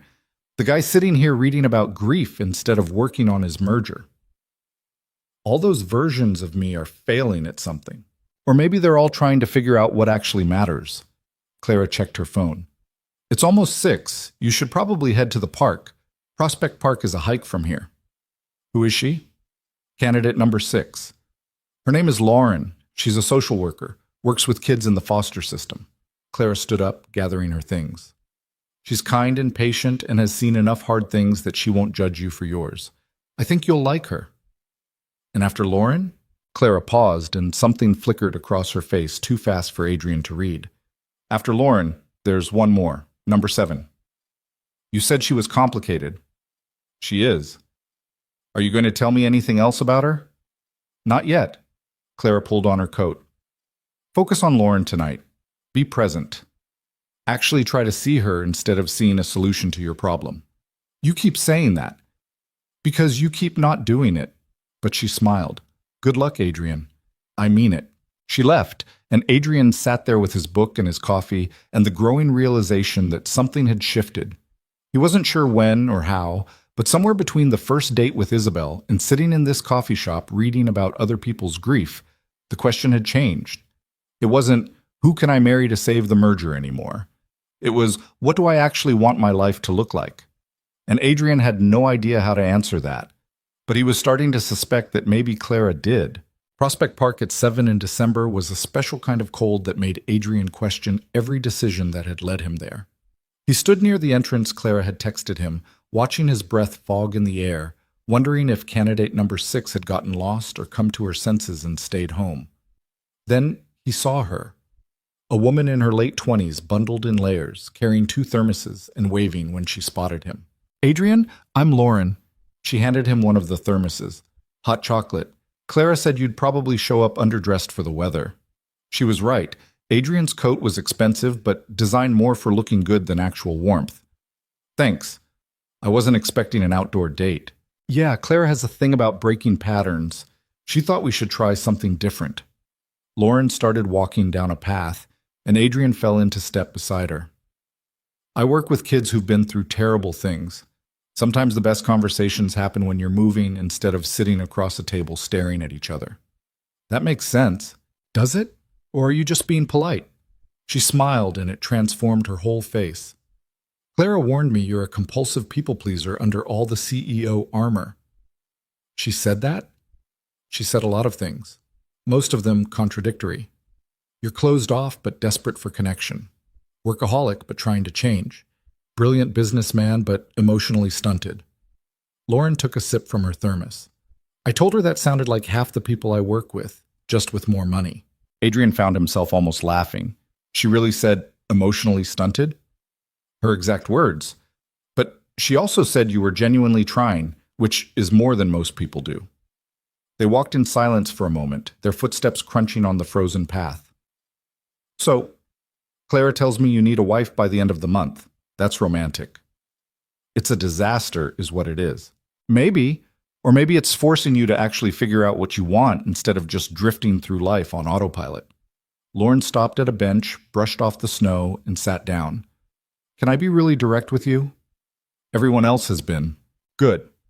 So here's the thing. I can't be your solution. I'm not interested in being anyone's emergency wife, no matter how nice they are or how much they need saving. She held up a hand before Adrian could respond. But I said yes to this date because Clara thought we should meet. And after hearing about you, I was curious. Curious about what? About what kind of person gets so tangled up in responsibility that they forget they're allowed to want things for themselves. She turned to look at him. So tell me something. If you didn't have the merger hanging over your head, if you didn't have 30,000 employees depending on you, if it was just you and your daughter, and no obligations, what would you want? The question landed like a punch. Adrian opened his mouth, closed it, tried again. I don't know. Yeah, I figured. Lauren pulled her knees up, wrapping her arms around them. I see this with the kids I work with. They get so used to surviving, to doing what they have to do, that they forget how to imagine what they might want to do. You've got that same look. I'm a 32-year-old billionaire. It's not exactly the same. Trauma is trauma. Doesn't matter if it comes from foster care or from building an empire while grieving your wife. You're still someone who's forgotten how to want things. She said it gently, without judgment. When's the last time you did something just because it made you happy? Adrian tried to remember. The pottery painting with Sophie? Reading in the bookstore. Before that, nothing came to mind. Just years of meetings and decisions and responsibilities stacking up like bricks until he couldn't see over the wall anymore. That long, huh? Lauren stood up, brushing snow off her jeans. Come on, walk with me. They walked deeper into the park, passing the occasional jogger or dog walker, people living their normal Thursday evening lives. Lauren talked about her work, about the kids she helped, about a 13-year-old who'd just been placed with a family that actually seemed to get her. That's the thing nobody tells you about this job, she said. Most of the time, you can't fix anything. You just show up and witness and hope that being seen by someone who cares makes a difference. She glanced at Adrian, kind of like what Clara's doing with you, actually. Clara's trying to find me a wife.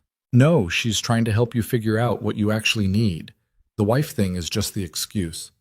Lauren stopped walking, turning to face him. Can I tell you what I see when I look at you? I have a feeling you're going to anyway.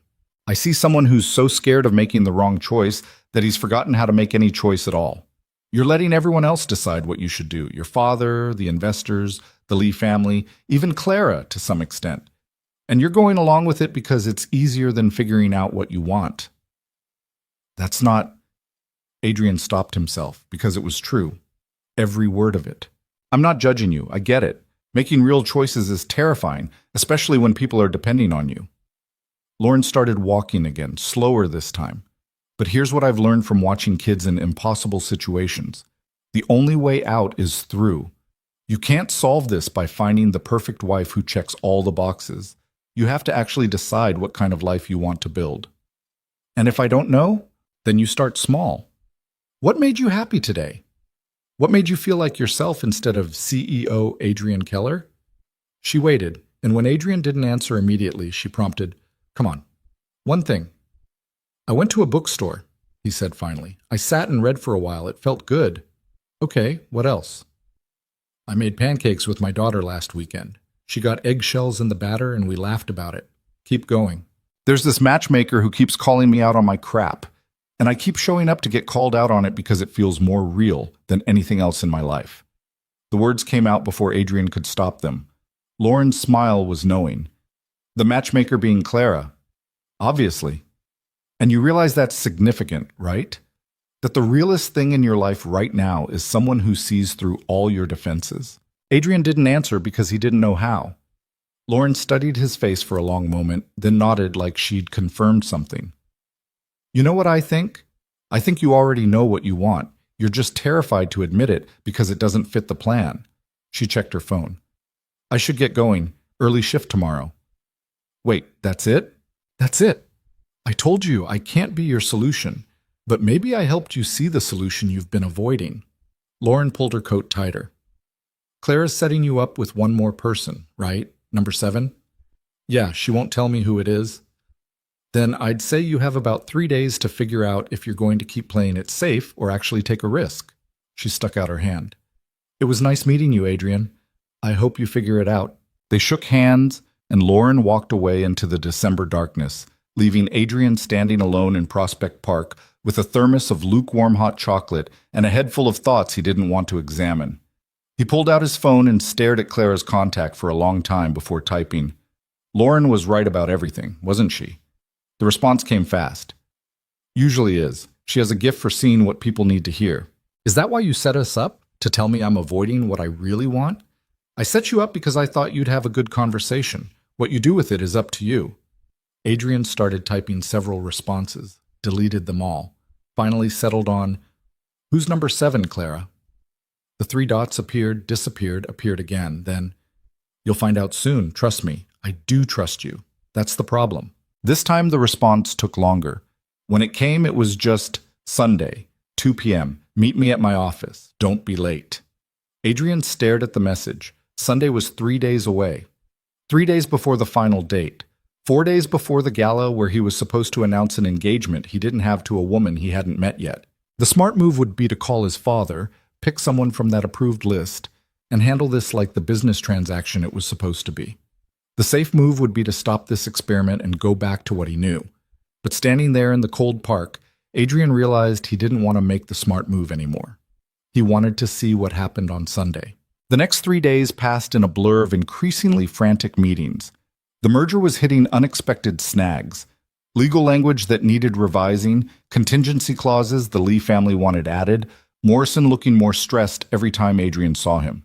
His father called twice a day, each conversation more tense than the last.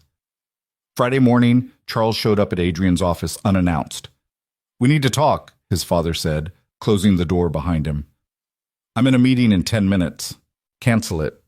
Charles sat down without being invited, looking older than Adrian remembered. The Lee family is getting nervous. They're hearing rumors that you don't have anyone lined up for the announcement. Where would they hear that? Does it matter? The point is they're spooked. If you don't give me something concrete, a name, a background, something I can use to reassure them, they're going to pull out before we even get to the gala. Adrian leaned back in his chair. And if I told you I'm handling it? I'd say I don't believe you. Charles's voice was hard. You've been acting erratically for weeks. Mysterious absences, refusing to communicate, turning down perfectly suitable candidates. I'm starting to think you want this merger to fail. That's ridiculous. Is it? Because from where I'm sitting, it looks like you're sabotaging everything we've built out of some misguided idea that you deserve to find love or whatever nonsense you've convinced yourself of.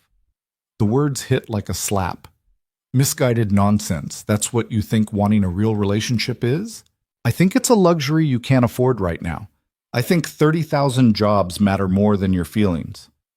Charles stood up, pacing to the window. Your mother understood that. She married me because it made sense for both families, and we built something good together. Not perfect, not passionate, but stable. Reliable. That's what matters. Mom was miserable, Adrian said quietly. His father spun around. What? She was miserable. I remember. All those years before she got sick, she'd sit in the garden alone for hours. She'd forget to eat dinner. She'd look at you like she was looking at a stranger. Adrian met his father's eyes. You think she was happy in that stable, reliable marriage? She was dying inside long before the cancer killed her. Charles's face went white. You don't know what you're talking about. I was 19, Dad. Not blind. I saw what a loveless marriage looked like, and I watched it destroy her little by little. Adrian stood up. I won't do that to someone else. I won't do it to myself, not even to save the company. Then you're a fool. Maybe. But at least I'll be a fool who actually tried to find something real. His father stared at him for a long moment, something shifting in his expression that Adrian couldn't read. Then Charles walked to the door, paused with his hand on the handle. The gala is Monday night.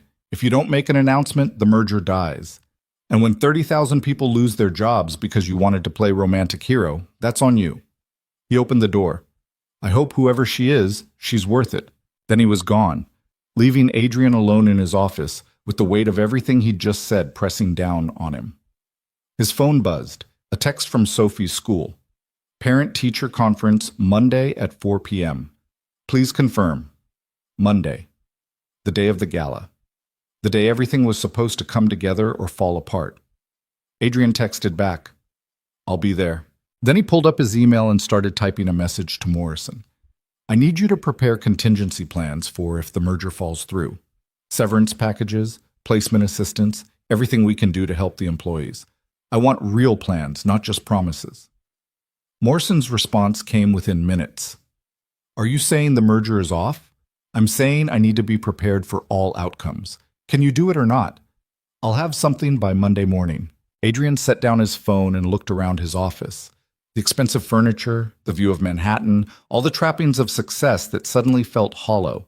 He thought about his mother sitting alone in the garden, about Elizabeth, who'd loved him enough to make their tiny apartment feel like home, about Sophie, who just wanted her father to be present, about Clara, who kept pushing him toward answers he was terrified to accept. Saturday morning, Sophie woke him up at 6 by jumping on his bed. It's ice cream day, she announced, like this was a national holiday. It's 6 in the morning. You promised. You said Sunday, but I checked your calendar and you have a meeting Sunday, so we should do it today. She bounced with each word, nearly kneeing him in the stomach. Adrian caught her mid-bounce. How did you check my calendar? Jennifer showed me. She said I should always know when you're busy so I don't get disappointed. Sophie's face fell slightly. Are you too busy for ice cream? Every instinct told Adrian to check his phone, to see what urgent messages had piled up overnight, to find a reason why he needed to work today. But looking at Sophie's hopeful face, he made a different choice. I'm never too busy for ice cream with you. He sat up. Get dressed. We're making this a whole day thing. A whole day? Ice cream, lunch, whatever you want. It's Saturday and you're more important than work. Sophie hugged him so hard it hurt. Really? Really? They spent the day doing exactly what Sophie wanted. Ice cream for breakfast because why not? Then the Natural History Museum where she made him look at every single dinosaur exhibit and read every single plaque. Lunch at a diner where she ordered chocolate chip pancakes even though it was 2 in the afternoon. A walk through Central Park where she collected leaves and told him elaborate stories about what kind of magic each one contained. Adrian's phone buzzed constantly in his pocket. He ignored every single notification. Daddy, you're not looking at your phone, Sophie observed as they sat on a bench watching dogs play in the dog park. That's because I'm looking at you. But what if it's important? You're more important. He pulled her close. Hey, can I tell you something? Okay. I know I've been working too much. I know I haven't been around as much as I should be, and I'm sorry about that. Sophie was quiet for a moment, watching a golden retriever chase a tennis ball. Jennifer says you work hard because you love me, because you want to make sure we have money and stuff. Jennifer talks a lot. Are you going to fire her? No, baby, I'm not going to fire her. Adrian kissed the top of Sophie's head. But she's wrong about something. I don't work hard because I love you. I work hard because I'm scared, and that's not fair to you. Scared of what? How did you explain existential dread to a 6-year-old? Scared of failing, scared of letting people down, scared of a lot of things that probably don't matter as much as I think they do. Sophie considered this with the seriousness only children could bring to philosophical discussions. Miss Peterson says being scared is okay. She says the brave thing is doing stuff even when you're scared. Miss Peterson sounds smart. She is. She gave me a gold star for my story about the magic dinosaurs. Sophie leaned against him. Are you going to be brave, Daddy? Adrian looked at his daughter, at this small person who trusted him completely despite all his failures, and felt something shift inside him. Yeah, sweetheart. I'm going to try. They stayed in the park until the sun started setting and Sophie's energy finally flagged. On the walk home, she held his hand and chattered about everything and nothing, and Adrian felt more present than he had in months. That night, after Sophie was asleep, he sat down and wrote an email he'd been avoiding for 3 years. Dear Elizabeth, I know you're not here to read this, but I need to say it anyway. I've been stuck for 3 years. Stuck in grief. Stuck in responsibility. Stuck in this idea that moving forward meant betraying you. And I've built my entire life around that stuckness, convinced myself it was noble or necessary or whatever justification I needed. But it's not noble. It's just scared. I met someone. She's not you. Nobody could be you. But she sees me in a way I haven't been seen since you died. She calls me out and pushes me and makes me want to be better instead of just successful. And I'm terrified. Because wanting something real means risking loss again. It means admitting that life keeps going even when we want it to stop. It means choosing something for myself instead of hiding behind responsibility. I think you'd tell me to stop being an idiot. You were always better at that than I was, seeing what mattered, letting go of what didn't. I wish you were here to tell me what to do. But you're not. So I have to figure this out on my own. I love you. I'll always love you. But I think it's time to stop using that love as an excuse to stay stuck. I hope that's okay. Adrian. He didn't send it anywhere because there was nowhere to send it, but writing it felt like something loosening in his chest, some knot he'd been carrying finally starting to untangle. Sunday morning arrived cold and clear. Adrian stood in front of his closet trying to figure out what you wore to meet the 7th candidate when you had no idea who she was or what to expect. He settled on jeans and a sweater, then changed into a button-down, then changed back to the sweater. You look nervous, Sophie said from the doorway, holding her stuffed elephant. I'm meeting someone important today. The person you're going to marry? I don't know yet. He crouched down to her level. But maybe. We'll see. I hope she's nice, and I hope she likes dinosaurs. Sophie hugged the elephant. And I hope you're happy, Daddy. You look sad a lot.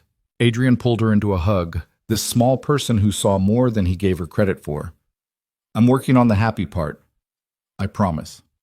The subway to Clara's office felt longer than usual. Adrian checked his phone compulsively, reading and rereading Clara's message. 2 p.m. Don't be late. And Adrian? Be honest. Not CEO honest, actually honest. He arrived at the brownstone at 1:55. The lights were on inside, and through the window he could see Clara moving around, arranging papers, looking nervous in a way he'd never seen her before. Adrian pushed open the door. Clara spun around, and her expression was something between anxious and determined. You're early. You said don't be late. I said 2 o'clock. It's 1:57. Close enough. She twisted her hands together, then seemed to realize she was doing it and forced them to her sides. Okay. So, before we do this, I need to tell you something. Okay? This whole thing, the 7 dates, it wasn't just about finding you a wife. It was about helping you figure out what you actually want, what matters to you, who you are when you're not being the billionaire CEO. Clara took a breath. And I think you've figured that out. I think you know what you want now. Clara, what's going on? I'm getting to it. Let me finish. She started pacing, a nervous energy Adrian had never seen from her. Each person I set you up with showed you something different. Isabel showed you that perfect on paper doesn't mean anything if there's no connection. Meredith showed you that intellect alone isn't enough. Victoria showed you that ambition without compatibility is just 2 people passing in the night. Amanda showed you that you were approaching this all wrong. Rachel showed you to ask different questions. Lauren showed you that you already know the answer. The answer to what? To what you want. Who you want. Clara stopped pacing, meeting his eyes. Candidate number 7 isn't some stranger I found in my files, Adrian. It's not someone new you need to get to know. Understanding hit like ice water. Clara. It's me. I'm number 7. The words tumbled out fast, like she needed to say them before she lost her nerve. And I know that's crazy because I'm the matchmaker, not the match. I'm the one who's supposed to stay objective and professional and help you find someone else. But somewhere between that first night when you walked into my office, desperate and honest, and watching you actually try to change, and sitting in that bookstore reading with you, I stopped being objective. Adrian couldn't breathe, couldn't move, could only stand there staring at Clara as everything he'd been avoiding for weeks suddenly became impossible to ignore. I like you, Clara continued, the words coming faster now. I like that you make your daughter pancakes and take the subway even though you could have a driver. I like that you actually read the book Marco saved for you. I like that you're trying so hard to be better even when you don't know how. I like that underneath all the CEO armor, you're just a scared person trying to do the right thing. Clara. And I know this is completely unprofessional. I know I'm supposed to be helping you find someone suitable, someone who fits your world, someone your father would approve of. I know I'm nobody, just a broke matchmaker running her dead mother's failing business out of a brownstone that should probably be condemned. Her voice cracked slightly. But I also know that every time I set you up with someone else, I was hoping it wouldn't work out. And that's terrible, and I'm sorry, but it's true. The silence that fell between them was deafening. Adrian could hear his own heartbeat, could hear cars passing outside, could hear everything except the right words to say. Say something, Clara whispered. Please. Even if it's that I'm insane and this was completely inappropriate and you want your money back.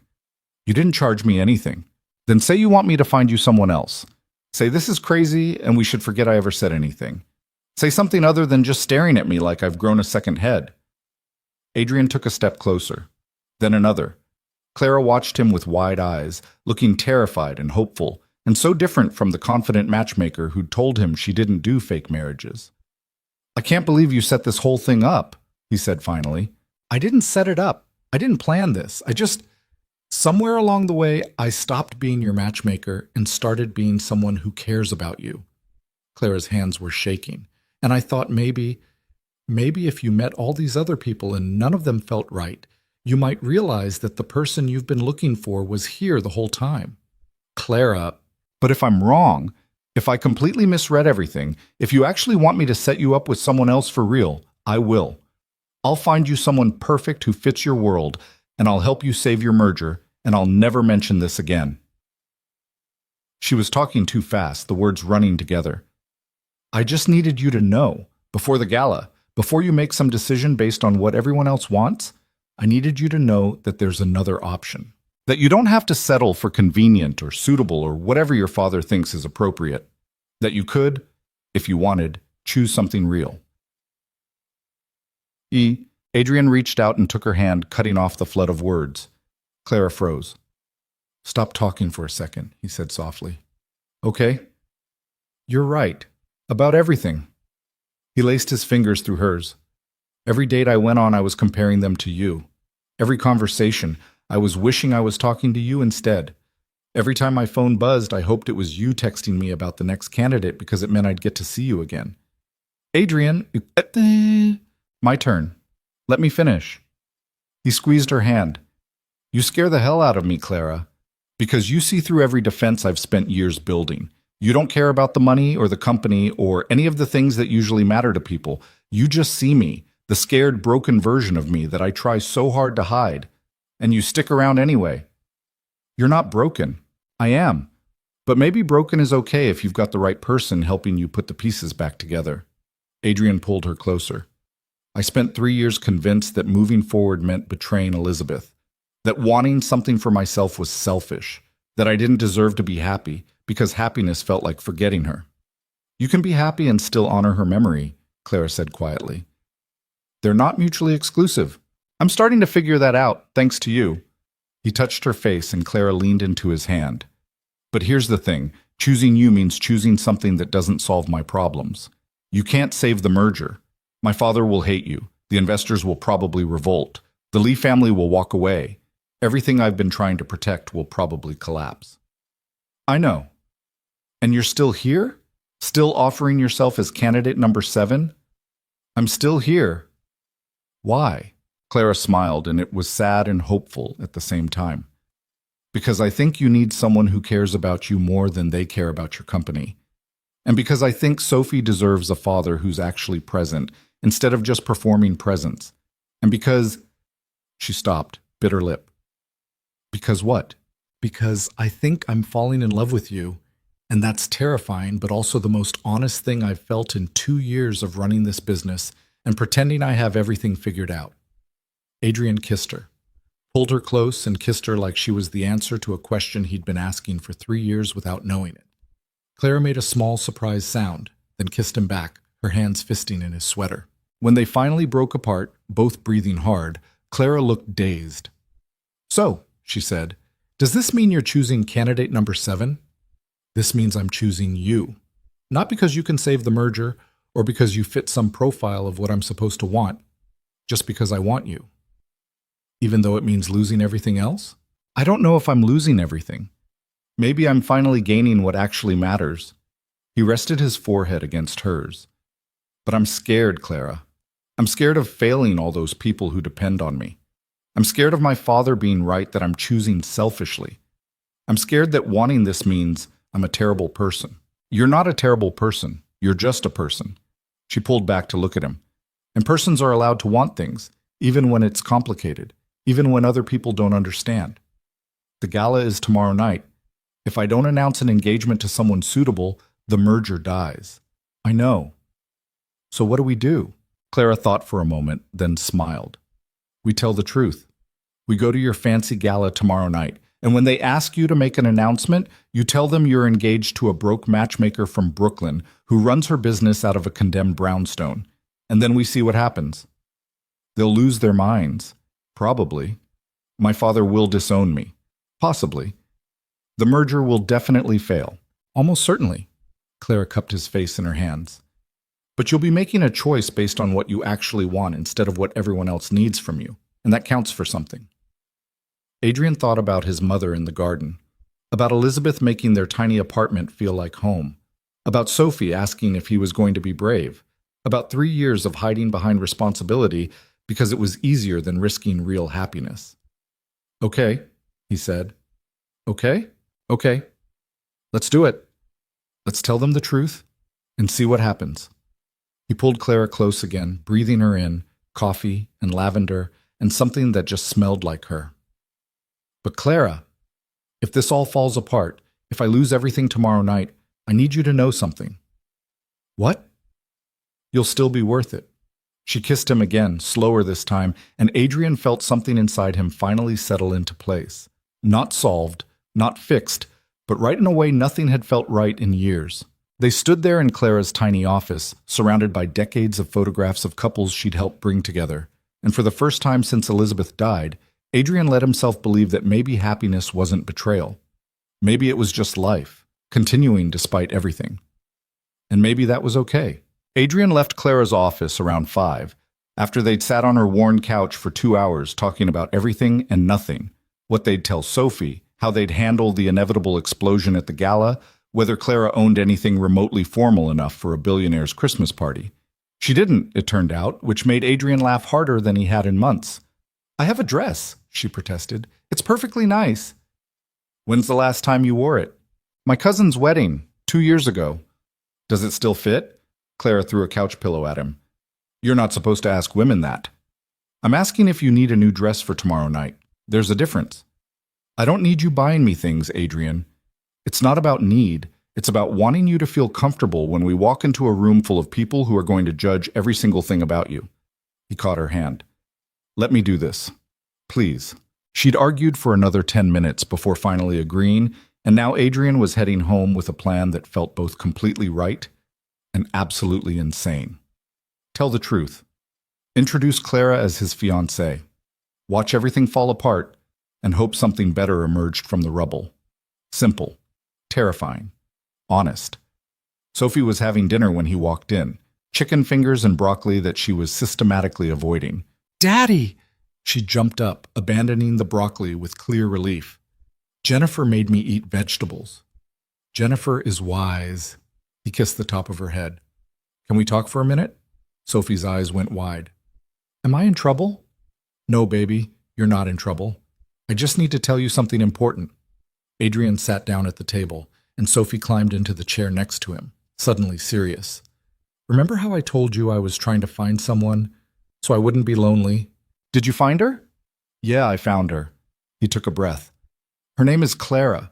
She's the one who's been helping me meet people, actually. And she's really nice and really smart, and she thinks dinosaurs are cool. Sophie's whole face lit up. Really? Really?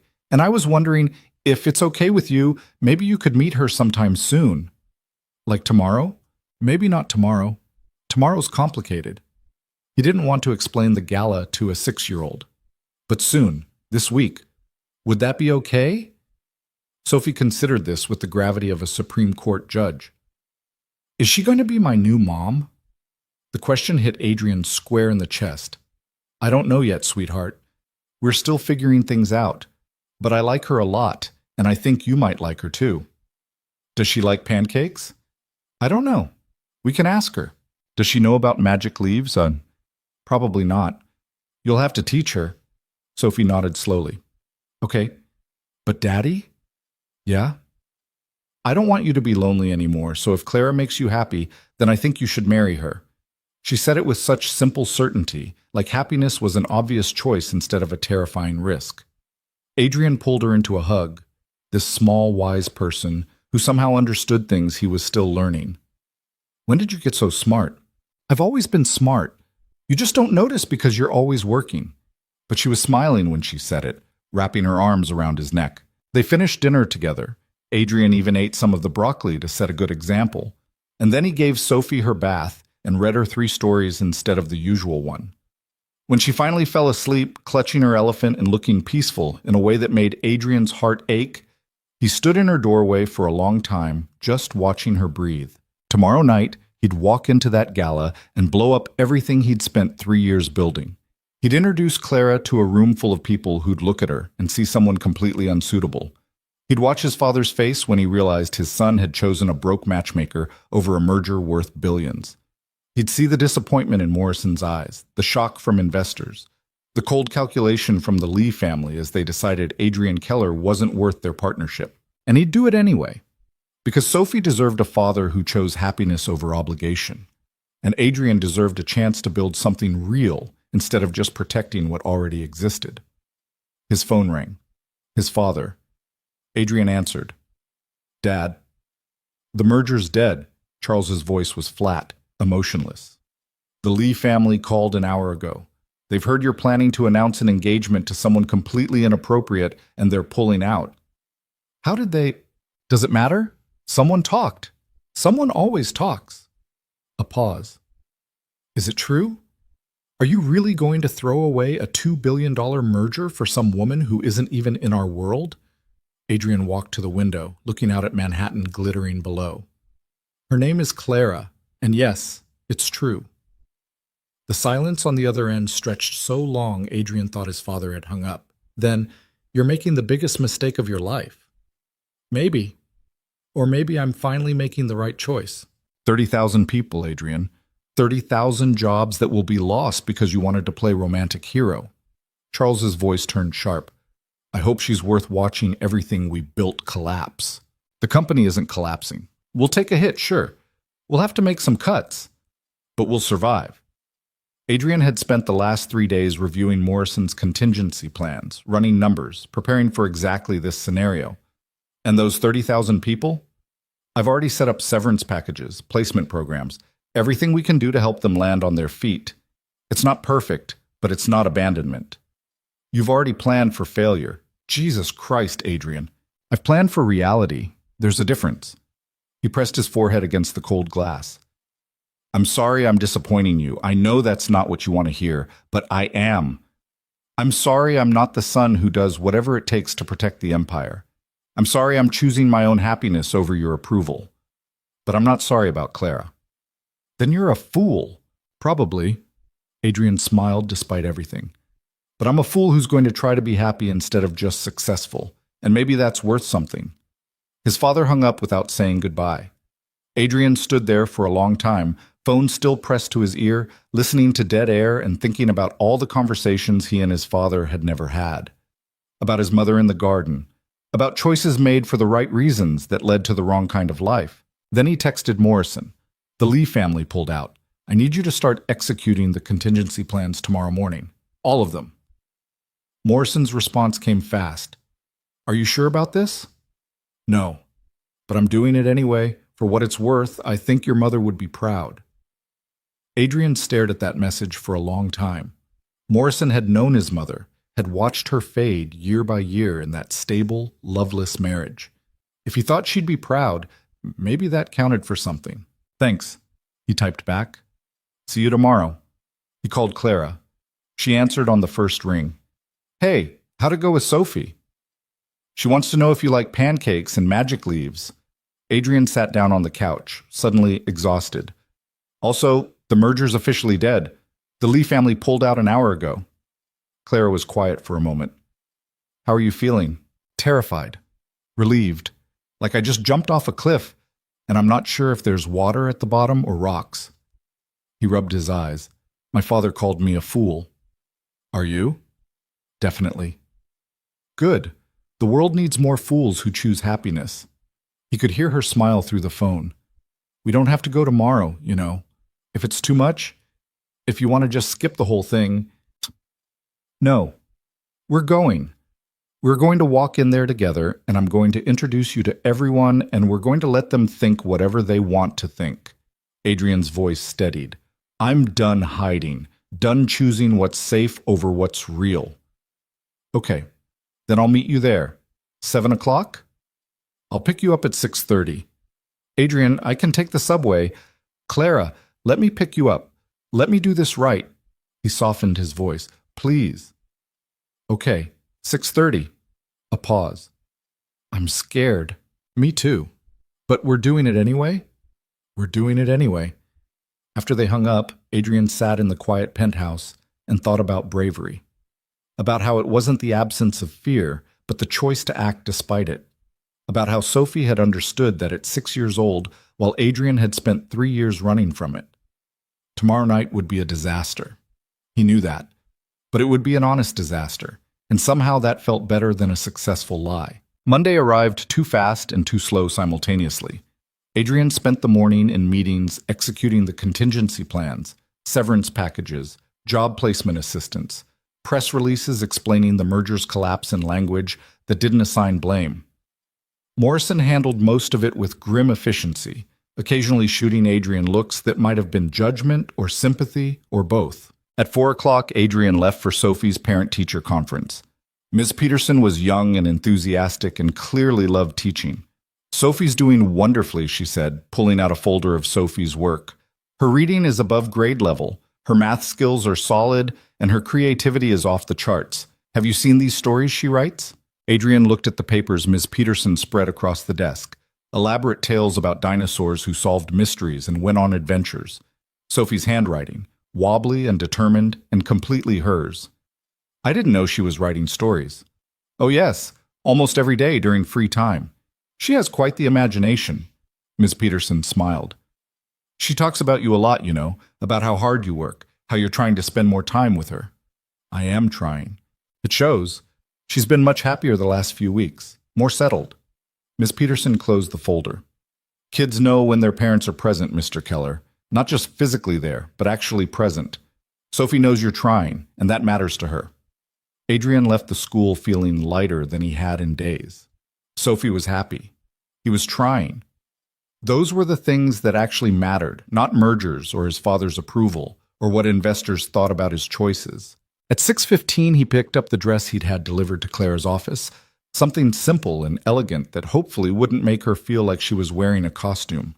Then he drove to her brownstone. Clara answered the door in jeans and an old t-shirt, her hair still wet from the shower. I know. I'm running late. She grabbed the dress bag from him. Give me 10 minutes. Take your time. He waited in her office, looking at all those photographs of couples his mother-in-law had brought together. Decades of people who'd found each other against the odds, who'd built lives together that mattered. He wondered if someday there'd be a photo of him and Clara up there, proof that sometimes the matchmaker was the match all along. When Clara emerged 15 minutes later, Adrian forgot how to breathe. The dress was perfect, dark blue, simple lines, elegant without being flashy. But it was Clara herself who stopped his heart. Hair down for once, minimal makeup, looking nervous and beautiful, and so completely herself that Adrian wondered how he'd ever thought anyone else could be the answer. Too much? She touched her hair self-consciously. You're perfect. I'm terrified. Me too. He offered his hand. Ready? Absolutely not. But she took his hand anyway. Let's go anyway. The drive to the gala was quiet. Clara stared out the window at the city passing by, occasionally smoothing down her dress or touching her hair. Adrian held her other hand and tried not to think about what was waiting for them. The venue was the kind of place that made wealth look understated. The Metropolitan Museum, closed to the public for the evening, transformed into a winter wonderland with white lights and ice sculptures and enough flowers to stock a small garden. Photographers lined the entrance, cameras flashing as guests arrived in designer gowns and custom tuxedos. Marcus pulled up to the entrance, and Adrian felt Clara tense beside him. We can still leave, he said quietly. Just say the word. And miss seeing your father's face when you introduce me? Not a chance. She squeezed his hand. Let's do this. They stepped out into a storm of camera flashes. Adrian heard the whispers immediately. Who was she? Where did she come from? Why was Adrian Keller arriving with a complete unknown? He ignored all of it, keeping Clara's hand firmly in his as they walked up the museum steps. Inside was even more overwhelming. Hundreds of people in formal wear, champagne flowing, Christmas music playing softly under the hum of conversation. Adrian felt Clara pause, taking it all in, and he leaned close to her ear. Still okay? Define okay. He smiled despite his nerves. Fair point. Morrison appeared almost immediately, looking stressed. Adrian, we need to talk before... He stopped, seeing Clara. Oh, you must be... Clara? Hi. Yeah, I'm the reason everything's falling apart. Clara stuck out her hand with remarkable composure. Sorry about that. Morrison's mouth twitched in what might have been a suppressed smile. Richard Morrison. I've been Adrian's attorney for far too long. He shook her hand, then turned back to Adrian. Your father's asking for you. He's in the main hall with the remaining investors. They want to discuss the announcement.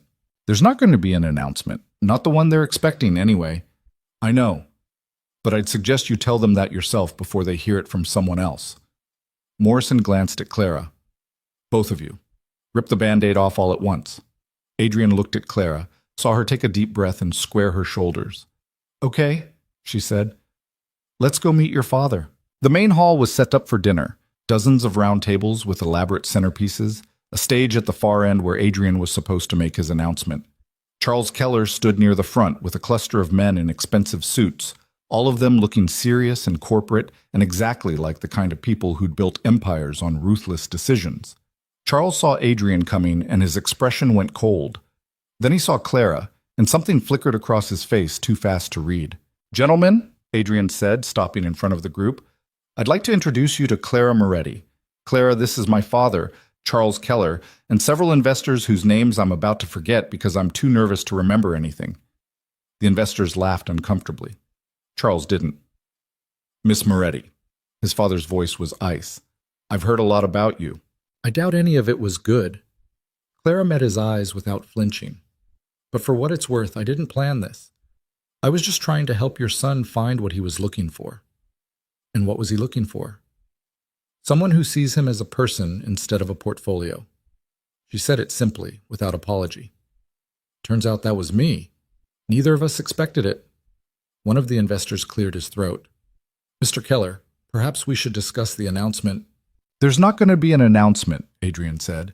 At least not the one you're expecting. The Lee family has already pulled out of the merger. It's done. So instead of pretending otherwise, I'm going to tell everyone the truth.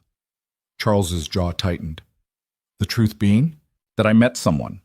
That I'm choosing her over a business deal. That I'd rather fail at the merger than succeed at building a life I don't actually want. Adrian looked at Clara, then back at his father. That I'm done making decisions based on what everyone else needs instead of what I need.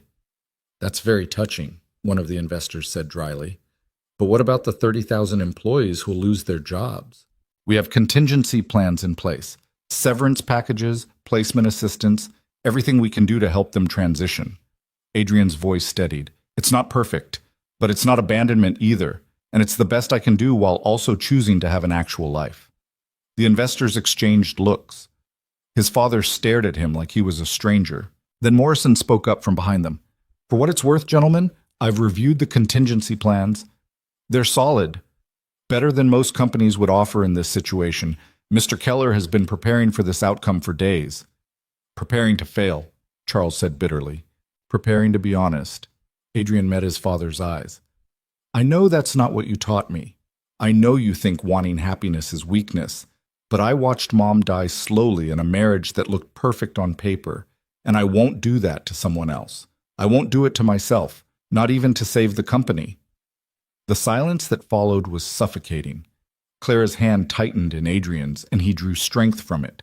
Finally, one of the investors, a man named Harrison, who'd been with the company since Adrian's mother was alive, spoke. Your mother was miserable, he said quietly. Everyone knew it. Everyone pretended otherwise, but we knew. He looked at Charles.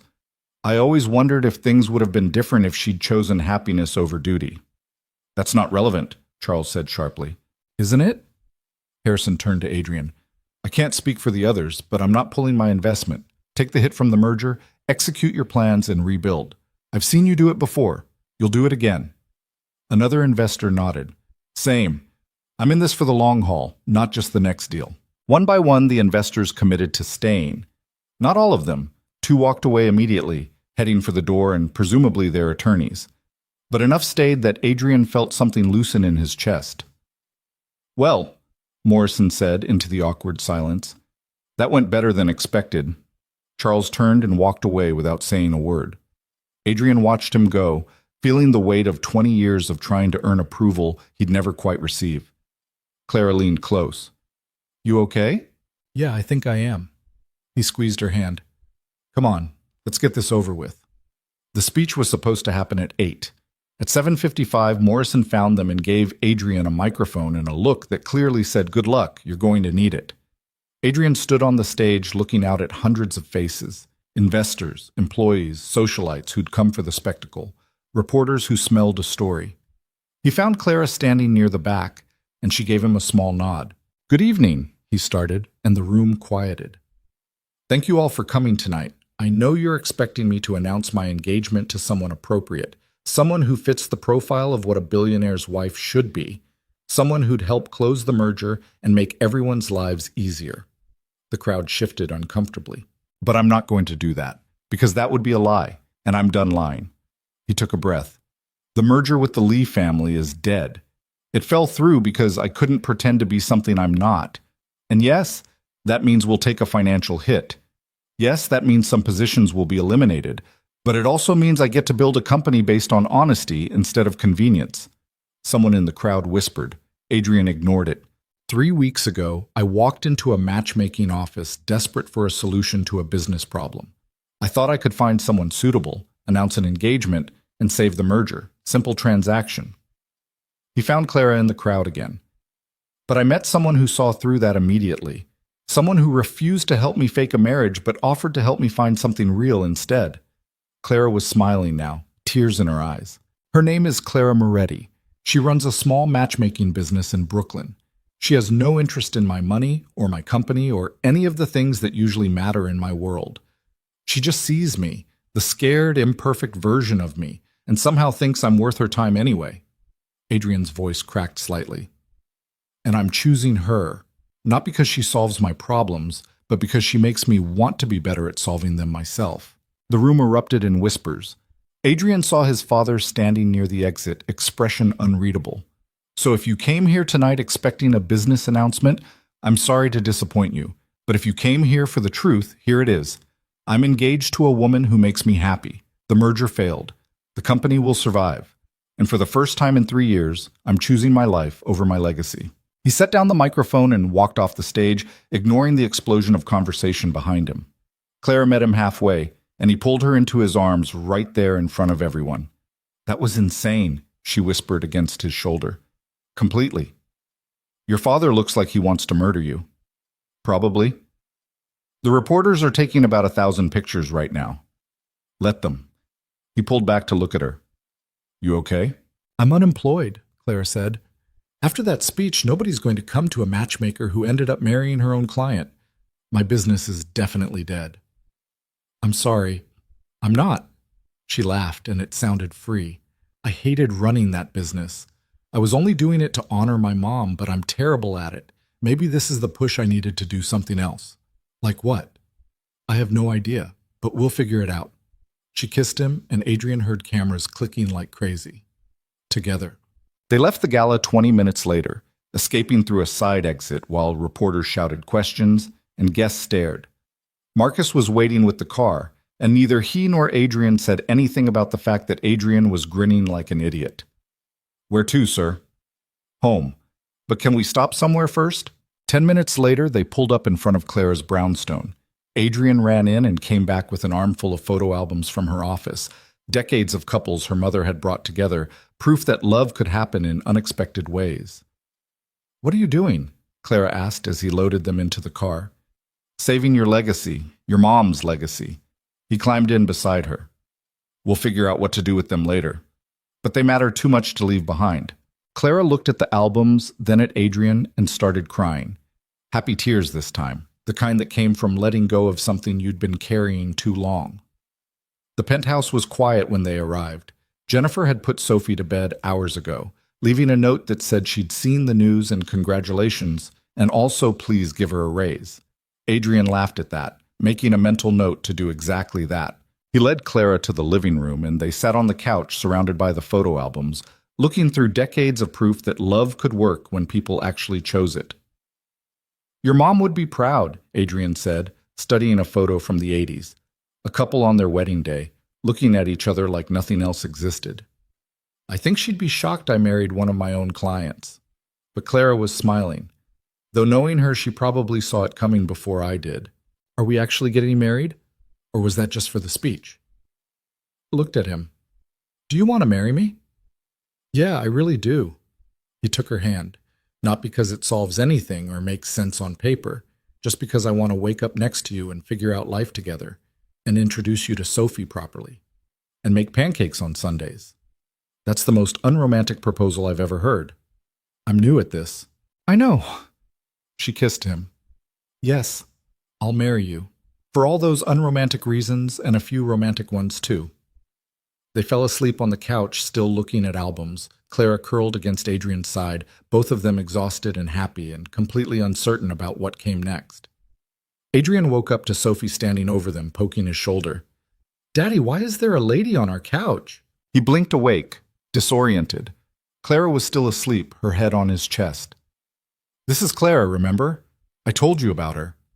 Sophie's eyes went wide. The one who likes dinosaurs.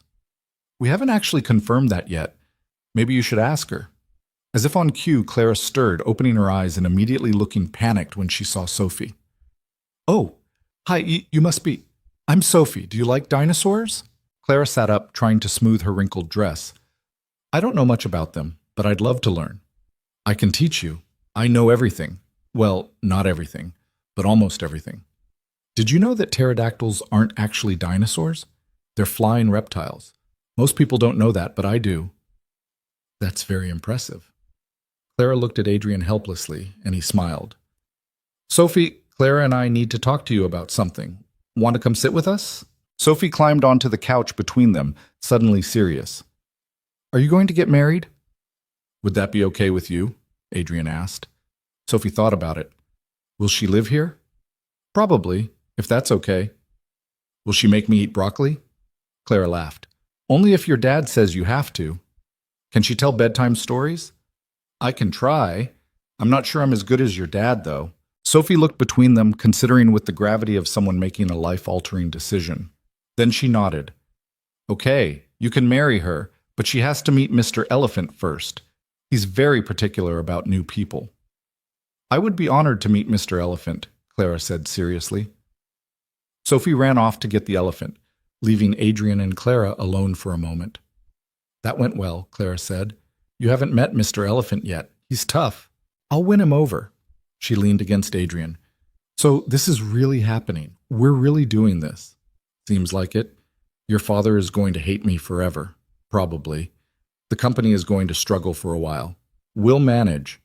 I have no idea what I'm going to do for work now that my business is dead. We'll figure it out." He kissed her temple. Together. Sophie came back with Mr. Elephant and proceeded to conduct a very serious interview where Clara had to answer questions about her favorite color, whether she believed in magic, and if she thought ice cream was a vegetable. Somehow, Clara passed the test, and Mr. Elephant gave his approval in whatever way stuffed elephants approved of things. The rest of the day was spent introducing Clara to Sophie's world. The fort made of couch cushions, the collection of magic leaves, the drawings taped to the fridge. Clara threw herself into it with genuine enthusiasm, asking questions and playing along and somehow understanding that 6-year-olds needed to be taken seriously. By evening, Sophie had decided Clara was her new best friend and proceeded to make elaborate plans for all the things they'd do together. Adrian watched them from the kitchen, making dinner, and felt something he hadn't felt in 3 years. Hope. Not the desperate kind that came from needing things to work out. The quiet kind that came from choosing something real and trusting it would be enough. His phone buzzed. A message from Morrison. "The board met this morning. They're standing behind you. Charles is out as chairman effective immediately. They want you to present a new direction at next month's meeting." Adrian stared at the message. His father out. After all those years of building the company together, Charles had finally lost the power struggle he'd started the moment Adrian took over as CEO. Another message came through, this one from an unknown number. "This is Harrison. For what it's worth, your mother would have loved Clara. She always said you needed someone who'd call you on your bullshit. H." Adrian smiled, setting down the phone. In the living room, Sophie was showing Clara her dinosaur encyclopedia, while Clara listened with exaggerated fascination. This was what mattered, not boardrooms or mergers or his father's approval. This. Right here. Real and messy and completely imperfect. 2 weeks later, Adrian stood in Morrison's office, signing papers that officially restructured the company. They were smaller now, about 20% of positions had been eliminated despite the severance packages and assistance programs. It hurt, every single job lost, but it wasn't the catastrophe his father had predicted. "We'll rebuild," Morrison said, closing the last folder.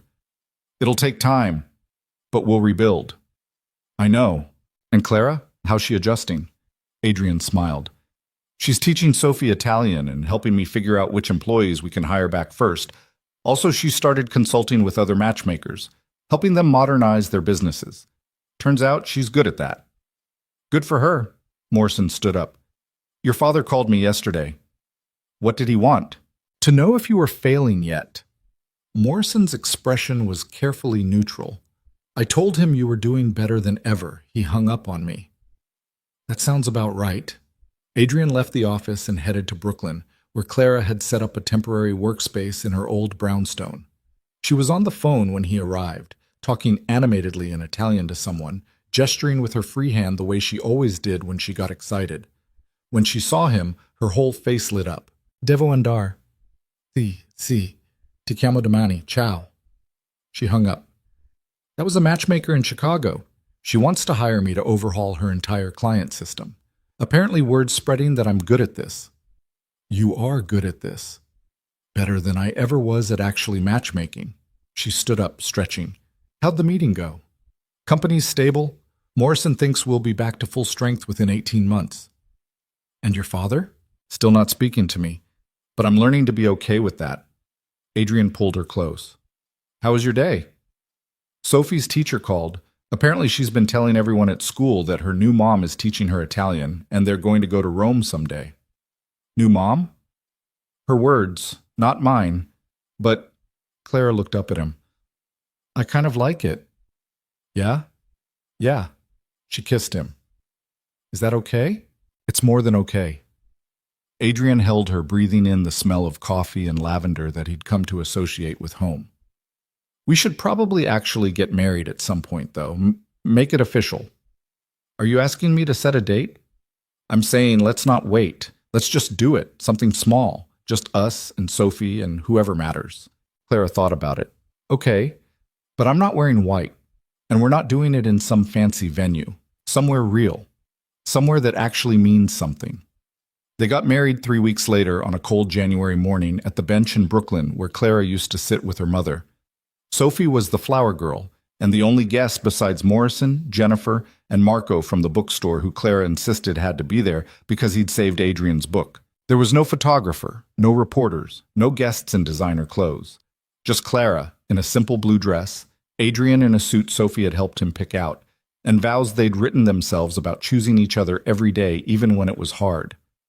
When they kissed, Sophie cheered and Mr. Elephant apparently approved because she held him up like he was celebrating too. Afterward, they had lunch at a small Italian restaurant Clara loved, and Adrian felt more married in that crowded, noisy space than he ever would have felt in the Metropolitan Museum.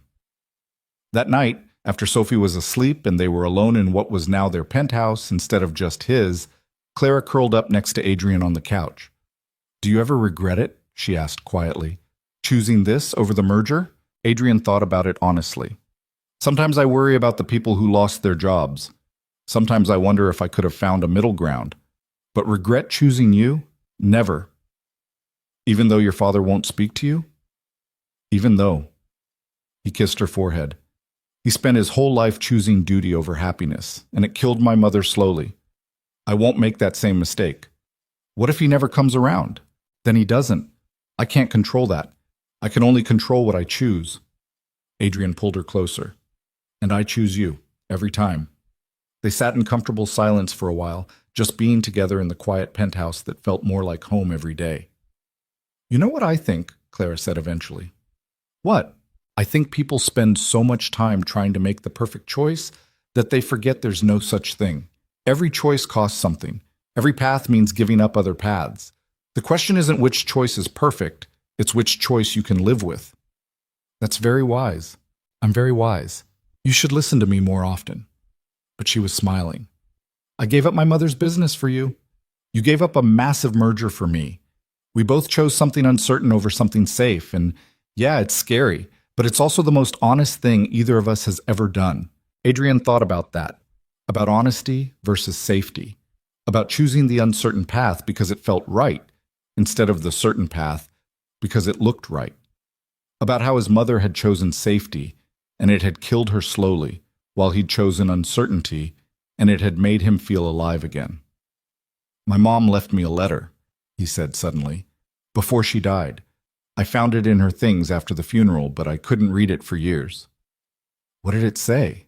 "That she'd spent her whole life making choices based on what other people needed, and she regretted every single one. That she hoped I'd be braver than she was.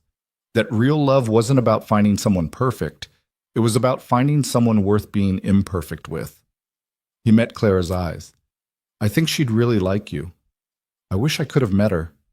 "Me too." They sat there holding each other while outside Manhattan hummed with its usual chaos. Millions of people making millions of choices, most of them uncertain, all of them hoping they were doing the right thing. A year later, Adrian stood in the renovated brownstone that used to house Moretti Matchmaking and now held something new. Clara had transformed it into a consulting space where she helped small businesses modernize and thrive, but they'd kept one wall covered in photos. All those couples her mother had brought together, proof that love could work when people chose it honestly. Sophie ran through the space, showing her new little brother around, even though he was only 3 months old and couldn't understand anything she was saying. But she didn't care. She had a family now, a real one, and she took her big sister duties very seriously. "Daddy, can I show him my office?" Sophie had claimed a small corner of the space as her own, complete with a tiny desk where she wrote her dinosaur stories. "Sure, baby. Just be careful with him." Clara appeared with coffee, looking exhausted but happy in the way new mothers did. "I can't believe you let her call that corner an office." "She's learning about entrepreneurship. It's educational. She's 6. Almost 7, and she's already a better writer than half the people I negotiate with." Adrian took the coffee gratefully. "How are you holding up?" "Tired, overwhelmed, wondering how people do this with multiple kids." But she was smiling. "Also really happy. Is it possible to be all those things at once?" "Apparently." The company had recovered, slowly but steadily. They were back to 80% of their previous size, with a new focus on sustainable development that actually meant something instead of just looking good in press releases.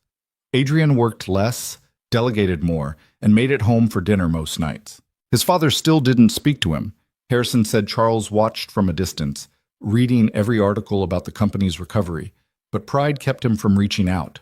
Adrian had made peace with that. Some wounds didn't heal, and that was okay.